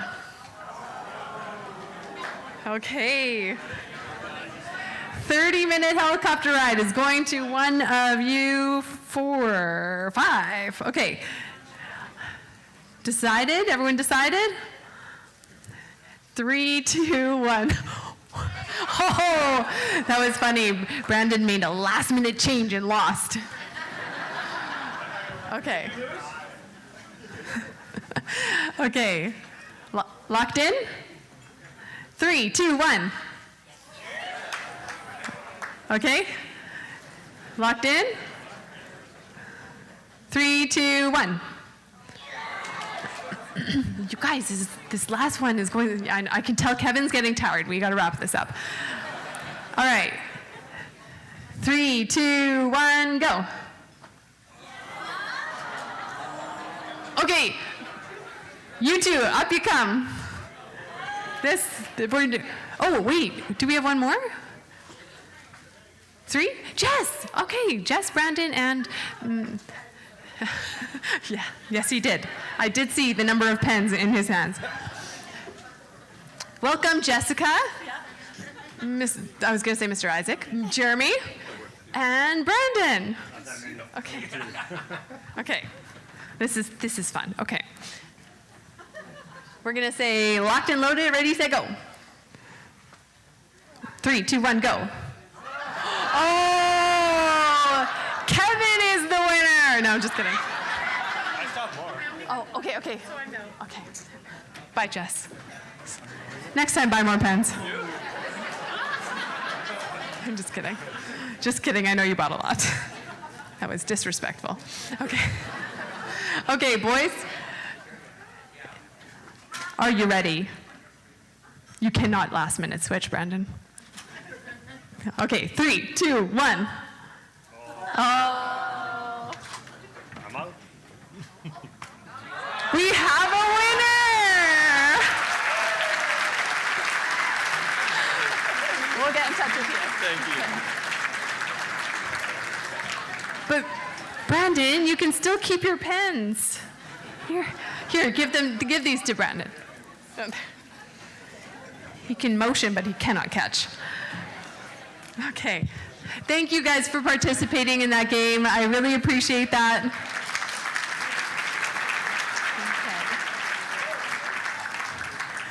Okay, what's next? Okay, the next video is a video that shows you just how far your dollar has gone in 2023. This is a statistics video just for the past year. I just wanted to clarify, as opposed to the stats on your table, which are from 20 years. So, yeah, you'll see what each country HFL has partners in and how much has gone out and what they've been up to. Everything you do makes a ripple effect. But how far does that reach? Does it reach to a country? A community? A person? Over the years, we have seen, time after time, people being impacted by things that feel small to us. In Kenya, there are 14 projects to which we have sent $1.6 million, one of which is the construction of a high school. In the DR, our partners have 6 projects where we have sent $102,000. In Guatemala, funds have been sent for an education project, and 4 new projects will be implemented in 2024. In Malawi, $13,000 has gone to help with an agriculture project. In Peru, 3 projects have been funded with a total of $60,000, which, among other initiatives, have supported leadership training. South Asia, there are 2 projects where $142,000 have supported women's skills and the building of a high school. There are 16 projects in Haiti which have been sent $240,000. A few of these projects focus on supporting business development. In the Philippines, with 5 projects and $80,000 going out, child sponsorships are a main focus. Uganda has a micro-enterprise project, along with 4 other projects, which have collectively been sent $40,000. The 3 projects in the Middle East have been sent $146,000. One of these projects includes a trauma center. In Mexico, $11,000 have gone to 3 projects, including a safe house for teenage girls. $50,000 has been sent to Cambodia between 2 projects, one of which focuses on leadership development. In Ethiopia, $53,000 has been distributed between 5 projects, including education for street children. And in Ukraine, we have sent $248,000, which have all gone directly to emergency relief due to the war. Altogether, over the past year, you have helped us facilitate $2.8 million between 71 projects in 14 different countries. Thank you so much for your support and your generosity.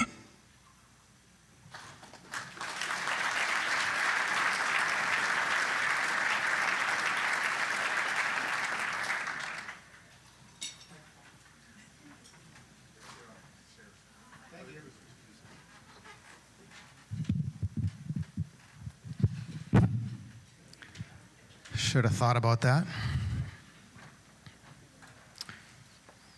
Did anybody else notice earlier when we were having our former staff stand that Chad and Mary stood? Did some of you notice that? It was war effects. Something you want to talk about later? Actually, Chad and Mary heads back in a couple of days to the Ukraine, and Chad's going to follow her on December 15th to continue to quarterback the relief efforts that are going on in Ukraine. And as they prepare to go back for an extended period of time, we would ask that you would continue to pray for them. It's entirely appropriate to look back on 20 years and celebrate changed lives, ultimately praising God for the work that He has done. We've been awestruck as we've reflected by His work in the stories and the statistics that we know about, never mind the countless ones we don't. It's also entirely appropriate and vital even on a night like this that we point to the next 20 years, because entirely too much spiritual and physical poverty exists in the world. In fact, the global events of the last few years have undone many of the gains against extreme poverty over the last 15 years. The inspiration we feel reflecting on the past fuels our fire for the future. All we have learned over the past 2 decades working with global leaders has led us to sharpening our strategy for the next 20, and let me illustrate what I mean. A few years ago, I was in Kenya evaluating about 10 years worth of projects with this local bishop. We were in a remote rural village surveying the results of our partnership, a decade's worth. We were visiting a new hospital wing, a large new water system, and a new school. And as the bishop and I chatted under the shade of a tree, looking out over the new school and all the children that were attending, he said something to me that led to a major shift in my thinking. He pointed to the safari van that we had rented to visit the projects, and he said, "You see that nice van? I would be very happy if you gave it to me."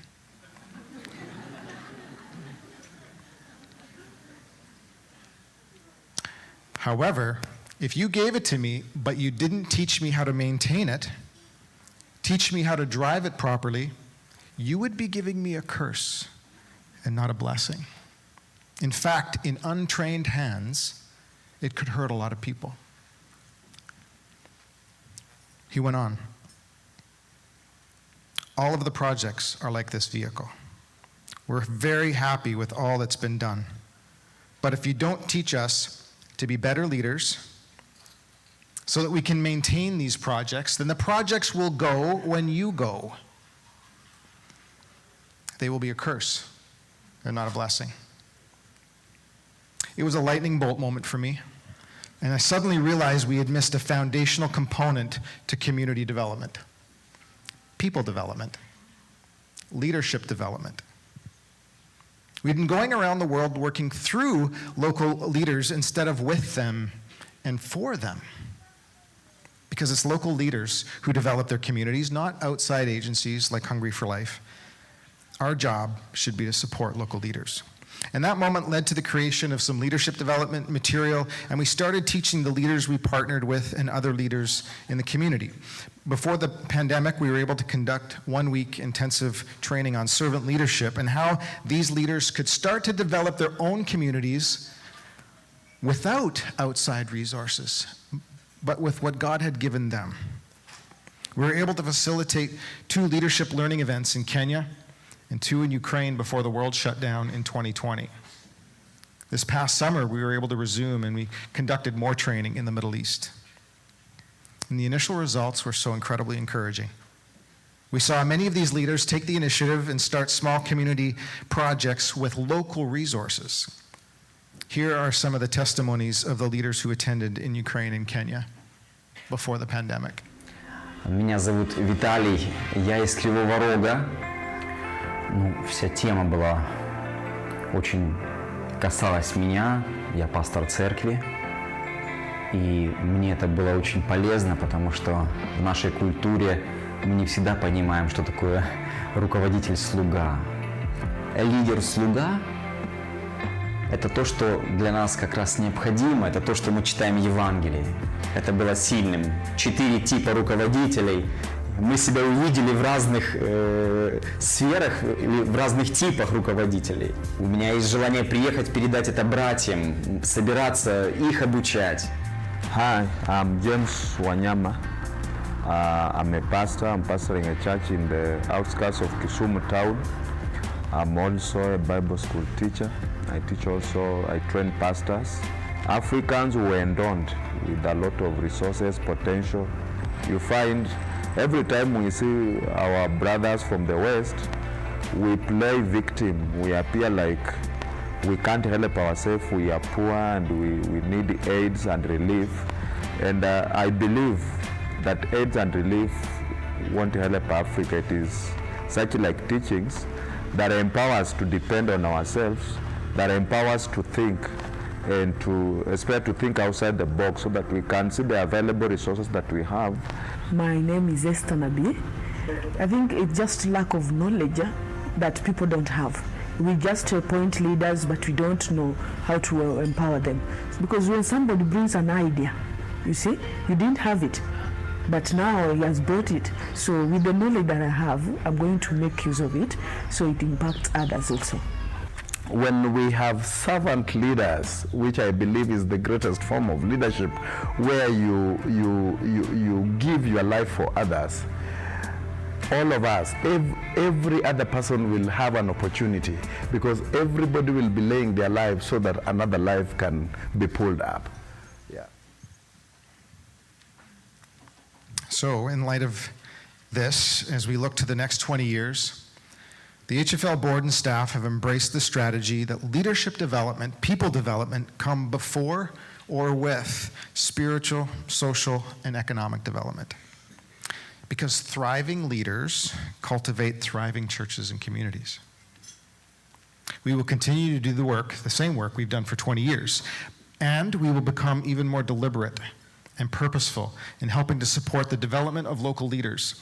Investing in people alongside projects will be the best investment we can make to ensure all of these activities outlive our involvement. To this end, and considering the future significant focus on global leadership development, the board and the staff have recently engaged in a process of revisiting and revising our original vision, mission, and value statements. For the past 20 years, our core statements have served us real well in accomplishing what you've seen tonight. But for the next 20 years, we felt like some changes were necessary. Tonight, with our home base of support, I'd like to share with you the results of the refocusing. Our new vision statement more succinctly states where we're going and the ideal picture of a world that we long to see. And the new mission statement states what we do every day that moves us towards that ideal picture. These compass statements keep us unified, clear, and heading in the same direction. The vision statement that has guided us for the first 20 years was, we envision a world transformed by a global movement of compassion and justice, evidenced by the eradication of needless suffering. Our new vision statement is not a departure from the previous. It's just stated more concisely and in the positive. Our vision, we envision thriving global communities. Our mission statement, however, has been more focused on this new strategy. Our previous mission statement was, we seek to inspire spiritual vibrancy and facilitate opportunities for people to know Jesus through worldwide compassion. Our new mission statement is, we support leaders to cultivate spiritual vibrancy and human flourishing. Everything our staff does every day supports the leaders of churches, businesses, community groups, here and globally, as they seek to cultivate spiritual and social transformation in their organizations and communities. Over the past 20 years, HFL has been able to directly work and impact 70 communities, many of them that you've seen tonight. Just imagine the exponential impact possible when we help raise up transformational servant leaders who go on to transform their own communities. Thank you all for your world-changing support over the past 20 years. But I'd also love you to hear the immense gratitude from a few of our international partners who recorded these messages specifically for us tonight. The ripple effect takes place when a series of events are set in motion by one small action. Last year, that small action was compared to a drop in a bucket. Do you know what ripples all your drops made? Your drop in a bucket turned into a school support. Turned into a school in our community. Turned into a leadership retreat. Turned into 2 restaurants called Belle Pose being built and planted in 2 different areas in Jeremy, Haiti. The water tanks that were built for a couple of women. Which turned into educating children. Which turned into children receiving a quality Christian education.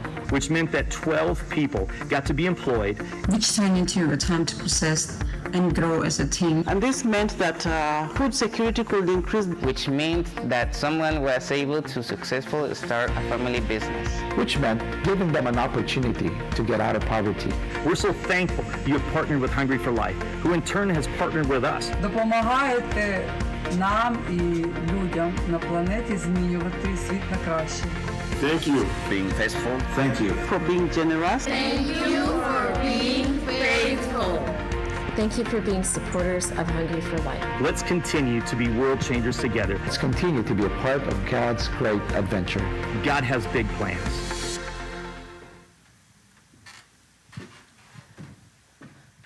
So that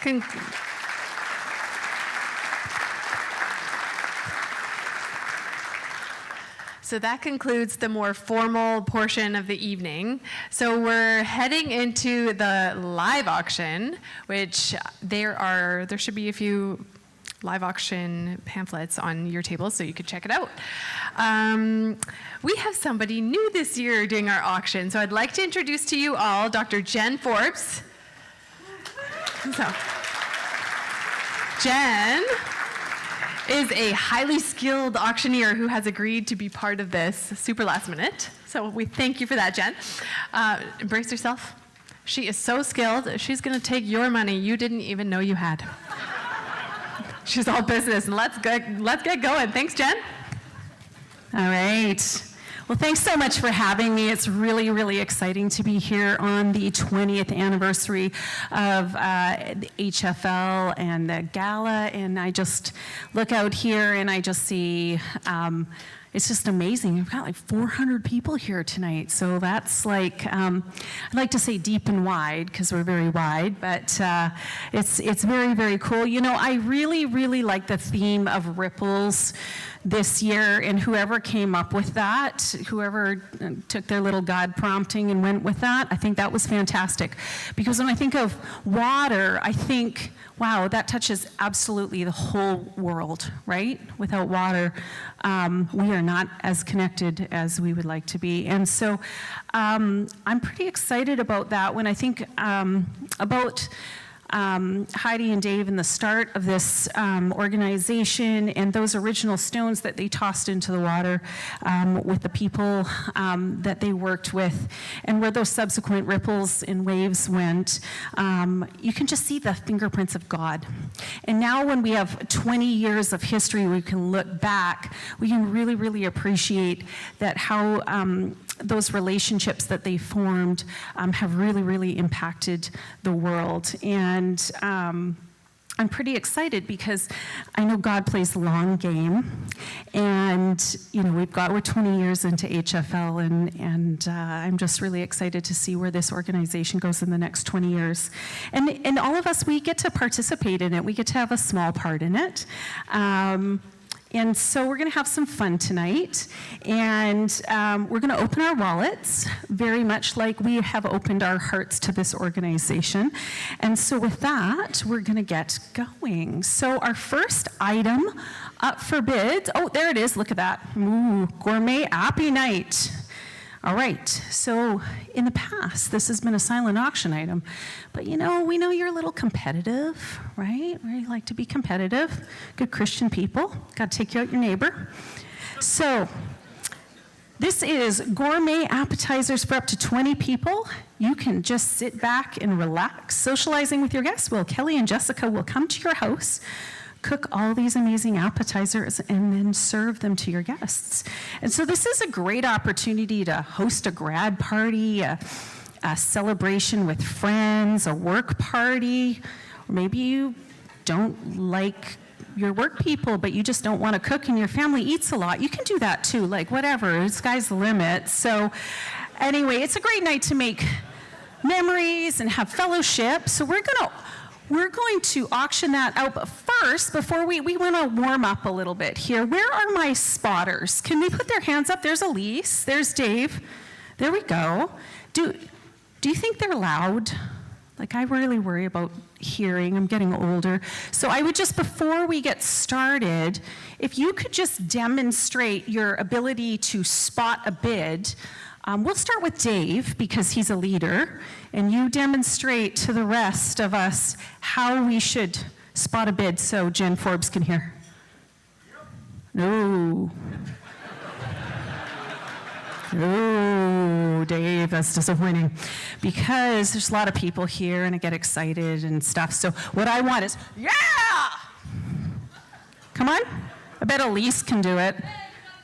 There you go. See, there you go. Learn from the youth, waving and pointing, right? Waving and pointing is really good. Okay, so this appetizer, up to 20 people, 8 to 10 different appetizers. Man, I love appetizers, eh? You can eat them all. You don't even need a meal after that. At least I don't. All right, so I think this is great. Let's go for $5,000. What? What? Come on, we know we're all going there. It's 9 o'clock, man. Let's just get this on the road. All right. I'll let you have some appetizers for $2,000. Let's go, $2,000 go, $2,000 and $2,000. Everybody, oh, see, I got the lights in my eyes here, $2,000. All right. Okay, you want to warm up? Let's work on our arms. I'll let you in for $1,000. There we go, see, we go. Her name's Rebecca, I call her Becky, but anyway, we've got $1,000, $1,000 now, I'll take $1,250, $1,000 up here, $1,250 now, $1,500, $1,250 now, $1,500, $1,500 for a party, $1,250 now, $1,500, $1,500 now, $1,750, $1,500 over here, $1,750 somewhere else in the room. Where are my spotters? I'm not really hearing much. Let's give them, somebody put up their hands so they can yell. 1,500, now 1,750. Got 1,500, now 1,750. There we go, 1,750 is bidding against himself, but I'm cool with that because it's for a good thing. 1,750, now I'll take two. $2,000, now I'll take $2,250. 2,000, now $2,250. $2,250, $2,000, now $2,250. Sorry, sir, you're very bright. $2,250. You know you want. You're like, what is that per appetizer, really? Yeah, there we go, $2,250. $2,250 now, $2,500. Nice round number, $2,500. You guys want to get involved over here? Who's hungry? $2,250 now. I want $2,500. $2,500, there we go. $2,500 now, $2,750. $2,500, $2,750. He's in, you're out, and you're getting hungrier by the moment. $2,500 now, $2,750. $2,750. You're shaking your head. You shouldn't do that. All right, sir, do you want to have some apple? You were already in there. You think he should, right? Could there be donuts? I'm sure that could be negotiated. $2,750, I need $3,000 now. $2,750, I need $3,000. Yeah, there we go. Yeah, there we go, 3,000, we like that. All right, $3,250, 3,000, now $3,250. Jelly donuts, what kind of donuts do you like? All the donuts. Yeah, 3,000 now, $3,250. $3,250. Or don't follow your silent auction items now. We're doing the live. Let's keep with the program. I've got 3,000, $3,250. No. Got 3,000 there. Okay, I have an idea. Hey, can I negotiate something for you? If he gives me 3,000, and then you give me 3,000, you don't have to hang out together, but we could sell it twice. Would you do that? You do that? You do that? Okay, we got 3,000 times 2. Thank you very much. Give him a round of applause.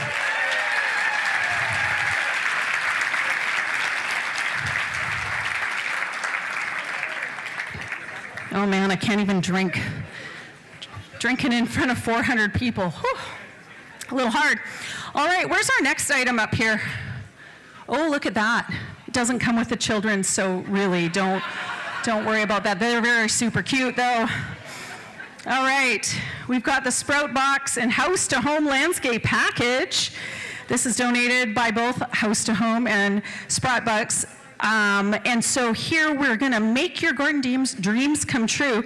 It includes $1,000 worth of garden beds installed. Now you get to choose the size, the shape, and I was looking on their website. It's pretty friggin' amazing. There's like different heights, so if you like don't want to bend over, you can go a little higher. There's rectangles and ovals and like roundy things. It's very, very cool. And you can even pick higher ones. And if you get ones that are like 3 feet tall, you won't get a carrot moth. So you won't even have like wormy carrots. It's actually, yeah, true story.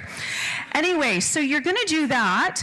And then the House to Home folks are gonna come and lay like a 12 by 12 gravel pad surrounding there so you don't have weeds. It's gonna look really professional, and then they're gonna fill it up with really high quality soil, and then you're gonna be all ready to go for spring. It's pretty fantastic. Now I feel like these boxes, they're coated in non-toxic, like Canadian Food Inspection Agency, like thumbs up. So these are very safe things to plant boxes in or plant your veggies in. But like you could pay me like $10,000 for this and you'd still be saving money on your groceries by growing your own food, don't you think? It's kind of crazy these days. All right. So if you don't know your neighbors, this is a very good way to find some new neighbors. You can just go knock on their doors and give them vegetables and get to know them. So really we're really helping our neighborhood. We're all being healthy and stuff, and it's really a low barrier way to get into agriculture. And so, and they don't smell like chickens and stuff. So I think I know.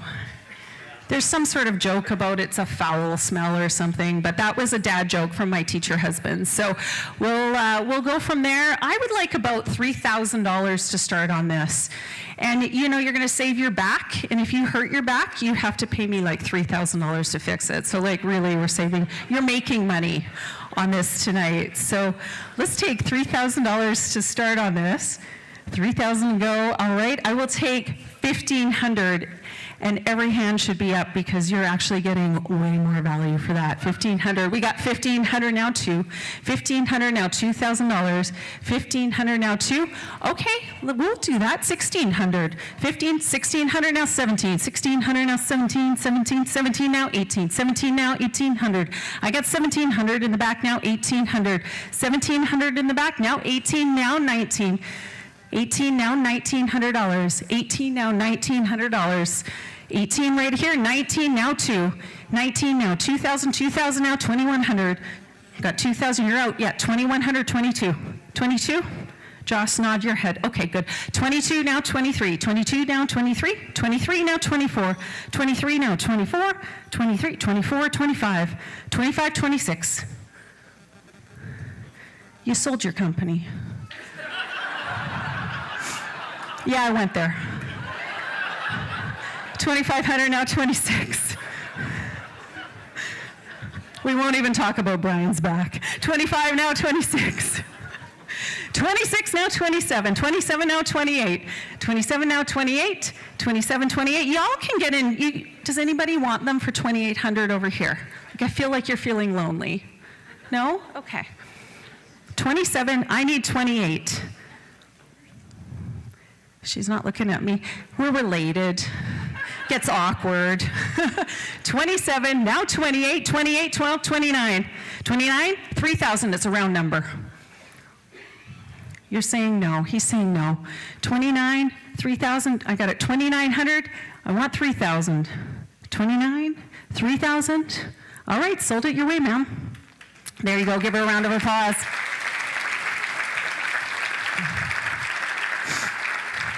All right, so now we're on to the trips. This is kind of fun. Now, these trips are kind of accommodation based. You're gonna have to figure out how to get there. You know, walk, ride, a camel, whatever you need to do. But, so we're gonna go through a number of trips here, and it's quite, like, these are experiences. This is pretty great. We've got 1 week in the Osoyoos. It's a beautiful property if you can take a look at that. It's up to 12 people. You can go September through June, which is great because it really hits the wine season at the early fall. 1 acre lakefront property. It's charming. There's 3 king beds. There's 1 room with 2 twins and a room with 2 sets of bunk beds.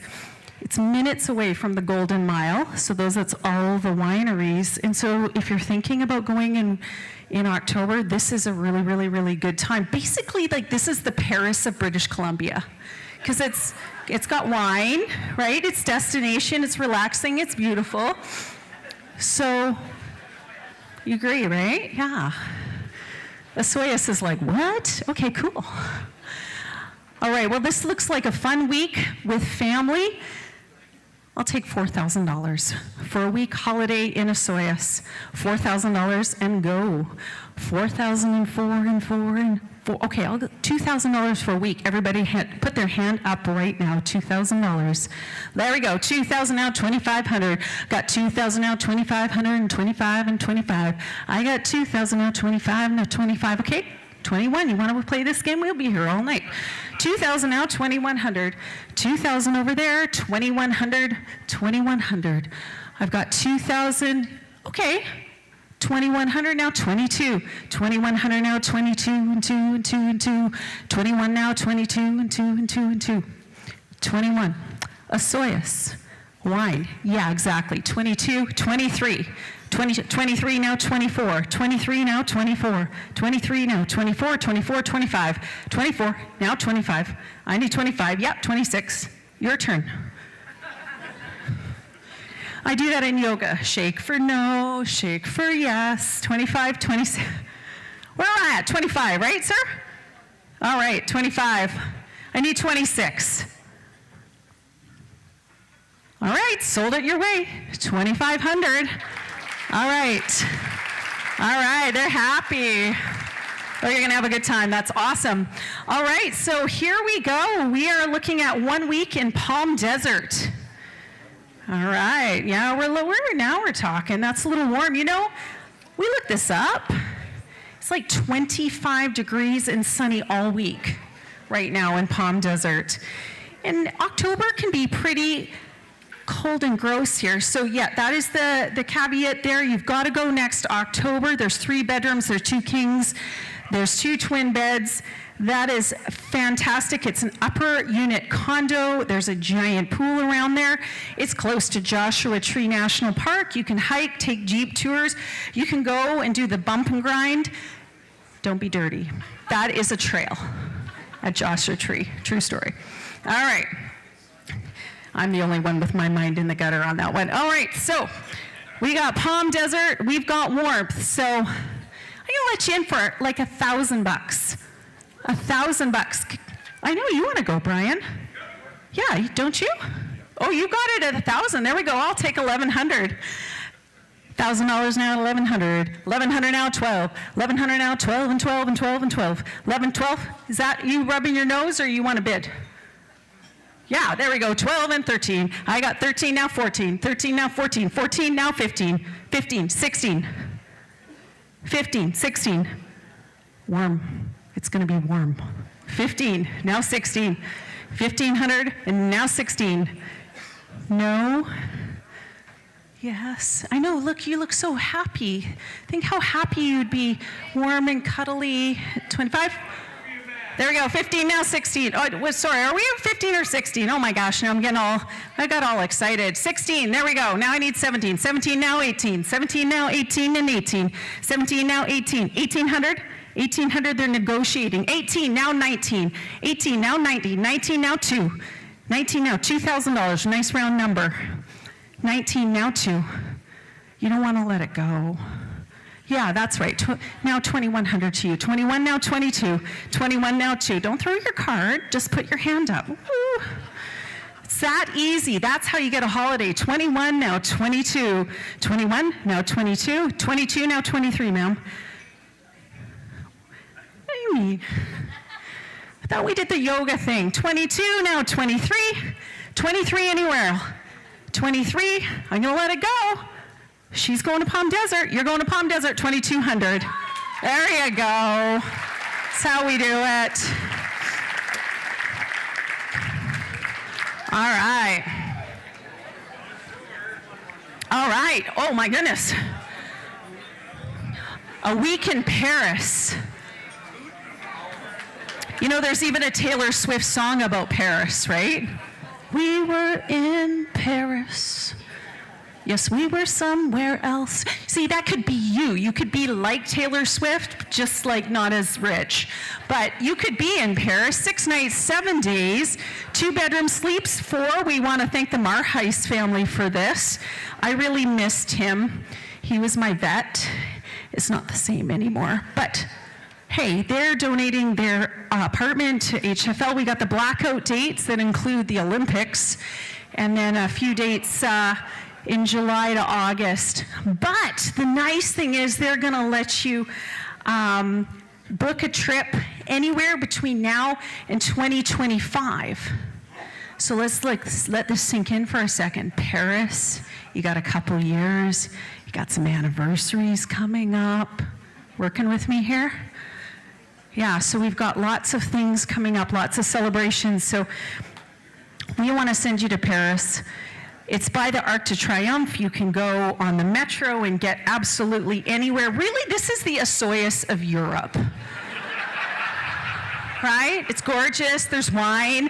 I heard the art is okay. Yeah.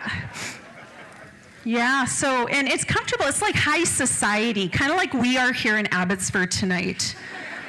Right? So just invest in Paris here tonight.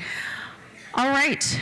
I think this should go for like $6,000. I'm going to start you in at $3,000 for a beautiful apartment in Paris.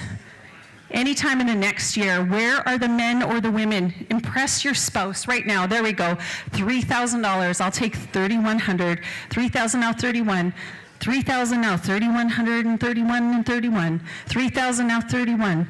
31. 31 now 32. 31 now 32. 32 now 33. 33. 33. 34. 33. 34. 34. 35. 35. 36. All right, 36, yes, I know you're a lawyer. You could make money, lawyer money. That's good. 36 now 37, 37, 38, 37 now 38, 39, 39, 4, 41, 41, 42, 4,142. You love him so much. You're so cute. 42, 43, 43, 44, 44, 45, 45, 46, good, 47, 46, now 47, 46, 47. Really? I can sing the Taylor Swift song for you again. 46, oh, come on. Those tickets are more expensive than this. 46, 47, true story.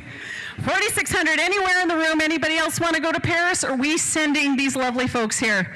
46, now 47, sold it your way. Awesome. All right. Where are we up next? Ooh. Luxury chalet at Sasquatch Mountain. All right, so who's actually gone up to Sasquatch Mountain? Used to be Hemlock. Okay, that's $6,000. Thank you very much. We're going home now. Yeah, that never gets old. Okay, so this is for your winter lovers. This is 4 nights, 6 bedrooms, 16 guests. Like, you can take the whole friggin' ball team if you wanted to up there. It's ski in, ski out. You got some blackout dates there, but that is not a deal breaker. It's an hour away from here. It's nice hitting distance. They've got the mountain has a carpet lift for the kids, so you can just stuff them in ski school all day long, and then you can just go have some fun. So this is a fantastic thing. And so what do we got? We got 4 nights, 16 people. How about I let you in for $1,000 a night? $4,000. $4,000. Who's our skiers? $4,000. $4,000, 4 nights. All right, we'll start with $2,000. $2,000 at Sasquatch Mountain and a luxury chalet. There we go. We got $2,000. I'll take 2,100. 2,000 now, 22, 21, 21 now, 22, 21 now, 22, 21 now, 22, 22 now, 23, 23, 24, 24, 23, 24. 24, 24, 25, 25, $3,000. Okay, I'll take 31. I got $3,000, need 3,100. 3,100 now, 32, sir. 3,200, 33. 33, 34. 33, 34. Yeah, it's just $100. Somebody give him $100. Okay, 34, now 35. 35, 36, 36, 37. 37, 38. $4,000, 4,100. It's getting testy. There you go, 41. Ha! There we go, 42. 43. Okay, he's calling the numbers now. All right, he's 43. 43. Okay, you got 43. And are you saying he's done? Or is that like a hard done? He's at 43. You're at 43, you're at 44, so you can be 45. You want that? Yeah? 45. They say yes. What do you think? 46? No? Okay. Okay, this is a problem for me. So I have this, you're 43, 44, 46. Okay. Sir, he's at 45. You don't really want to go 46. Would you go 45, though, if I could provide you with like 1 extra trip and you can each have half a chalet? It's the same thing, but we've got 2. Yes, you do. Somebody gave him the extra $100, but more than what he's been billed. Sir, I will give you the $100 if it's like a deal breaker. Yeah?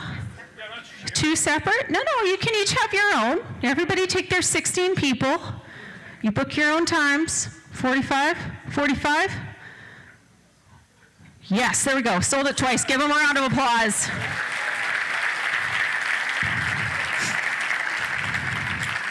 Oh boy, it's the last thing. You better get in on this. Look at this place. 1 week in the Dominican Republic. I feel like I want a pina colada right now. 6 nights, 7 days, 2 bedrooms. No. It sleeps more than 4. Holy smokes. What do we got going on here? All right. Don't look at the slide. Let me tell you about this place. Rare opportunity, 5-bedroom private villa, sleeps 12, 16, possibly 18 people, okay? It depends on which Airbnb site you are, but there are a lot of friggin' beds in this place. Perfect place for your large family getaway, or if you don't like your family, and I get that, like you don't want to travel with them, right? Because that can be kind of testy with those extended relatives sometimes, right? Look at your table, right? Let's think about this. Do the math, folks. If everybody pitched in $1,000, you like your table, people, you can go to the Dominican Republic. Well, maybe not, but you could probably bid, right? So I'm looking at this table. We're talking, what do you want to do? Somebody said go to church. No, I want to go to the Dominican Republic. Everybody put in $1,000. We'll get a cheap airfare and it'll be fan-friggin-tastic. Okay. So Dominican Republic's got lots of stuff. We've only got a blackout of December to March, and you have 2 years to use this. The property has a pool, a bar. I don't know why you would possibly need a bar, but anyway, it has a bar. They have rum tours, like a lot of rum tours in the Dominican Republic. They've got a pizza oven. They're right on the beach. You can actually even hire a chef if you want. This place is valued per week in low season at $16,000, and in high season it's $27,000. Yeah, whoa, right? I know, let's go live the high life, like Taylor Swift. I love Taylor Swift. I'm really sorry, sir. All right. So 1 week in the Dominican Republic. Let's all fly where it is warm. I will take $10,000 for this lovely place. Let you in. You're getting a deal. $10,000. 10,000. Oh, you're thinking about it, aren't you? I thought you were talking to Dwayne about it. I thought the table was going. Come on, Brian. Going to church. Because we love Jesus. All right, $10,000. 10,000, I'll take 8. 8, there we go. 8, now I want 8,500. 8, I want 8,500 now. $8,000 over there, 8,500. Look how many people there's 8, there we go. 8,500, I'll take 9. 8,500 now, 9 and 9 and 9. 85, 9, now 9,500. 9, now 9,500. 95, 10,000. 10, 10,500. 10,5, 11. 10,5, I want 11. Because you're gonna get pina coladas and you should pay for that.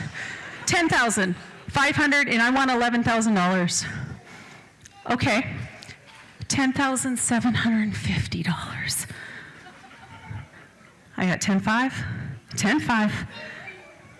Don't let life pass you by. Somebody empty their purse. 10,5, 10,5, last call. Looking at you, table 6. Sold it your way, 10,500. Give them a round of applause.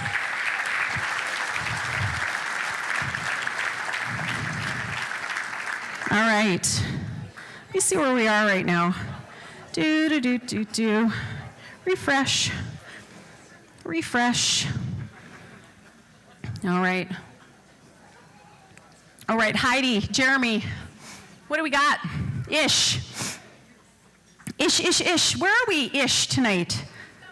He's coming. Here's the runner. Jeremy. Around 180.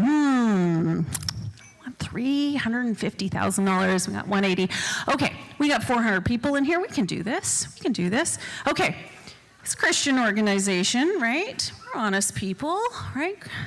So I don't have bid cards. I generally like to have the bid cards when you put up your hand, just keep you honest, but I'm going to take you at your word tonight. I'm going to call out some numbers, and I want to bring this needle up a little bit higher. We got to get $300,000 to $350,000 tonight. So you have your app, and you can put in whatever amount you want for a donation for sure. But I'm going to just start it out, and I want you to raise your hand if you're going to commit to giving that number to HFL tonight. We really, really need to support this organization because of the fantastic work they do, the fantastic people that are involved, and really, we want to launch the next 20 years tonight. So I would like you to put up your hand if you will commit to giving at least $1,000 to HFL tonight. So just put up your hand. There we go. We got Jocelyn. We've got back here. We've got Heidi. Forbes, put up your hand. There we go. That's 5. Let's get some more. 6. What else do we got? Put up your hand for $1,000. We've got an extra 5. Let's get some more. Okay. How about $500? Put up your hand. You want to donate an extra $500. We've got one right here. 500. Let's get some more. $500. $500. There we go, 500, 500, that's 3. Let's get some more up here, $500. You came to spend the money, right? We all have a number in our heads, so there we go. We've got another one here, that's 4. 5, let's go, $500. All right, anybody else here? Yeah, there we go, 6. Let's get some more up. 7, excellent, 7 at $500. Any more? We've got, 8, there we go. Anybody else? 9, thank you so much. 9, 10, can we get to 10? We've got 10 at 500. All right, there we go, that's pretty cool, eh? That's how you get $5,000 extra dollars. So we're at an extra 10 now. That's pretty awesome. All right, let's go 250. Let's go 250. Ron, I'm looking at you. I know, I'm such a brat. Thank you. There's one.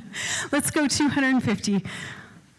Anybody else, $250 that they're going to just commit to making sure that they make that donation by the end of the night? 250, there we go. Anybody else before I'm done? There you go. There's another one, that's 3. Anybody else want to commit to giving an extra $250 over and above what they're doing right now? Let's get one more, there we go.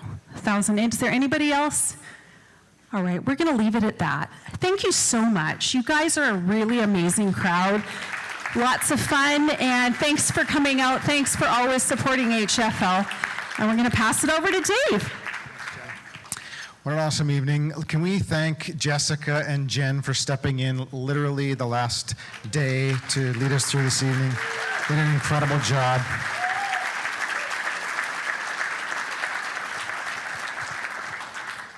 I'd like to end in prayer and thank God for all that he's done and all that he will do. Father, I thank you for this group of people who have come, some for the first time, and have just been introduced to HFL, and some that have been coming for 20 years. I thank you, Father, for every person that's here, every heart that was touched, Father, for every person around the world that we know and we don't know about. God, we pray and we put these resources into your hands, and we know that you will multiply them and use them, and that the ripple effect will continue to impact all over the globe. We pray, Father, for safety tonight as everybody travels back to where they were. In Jesus' name, amen. Thank you again for coming.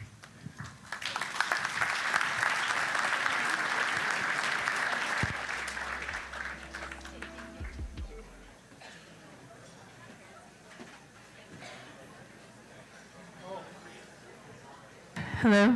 Dave forgot to say something I asked him to say. That's okay, Dave.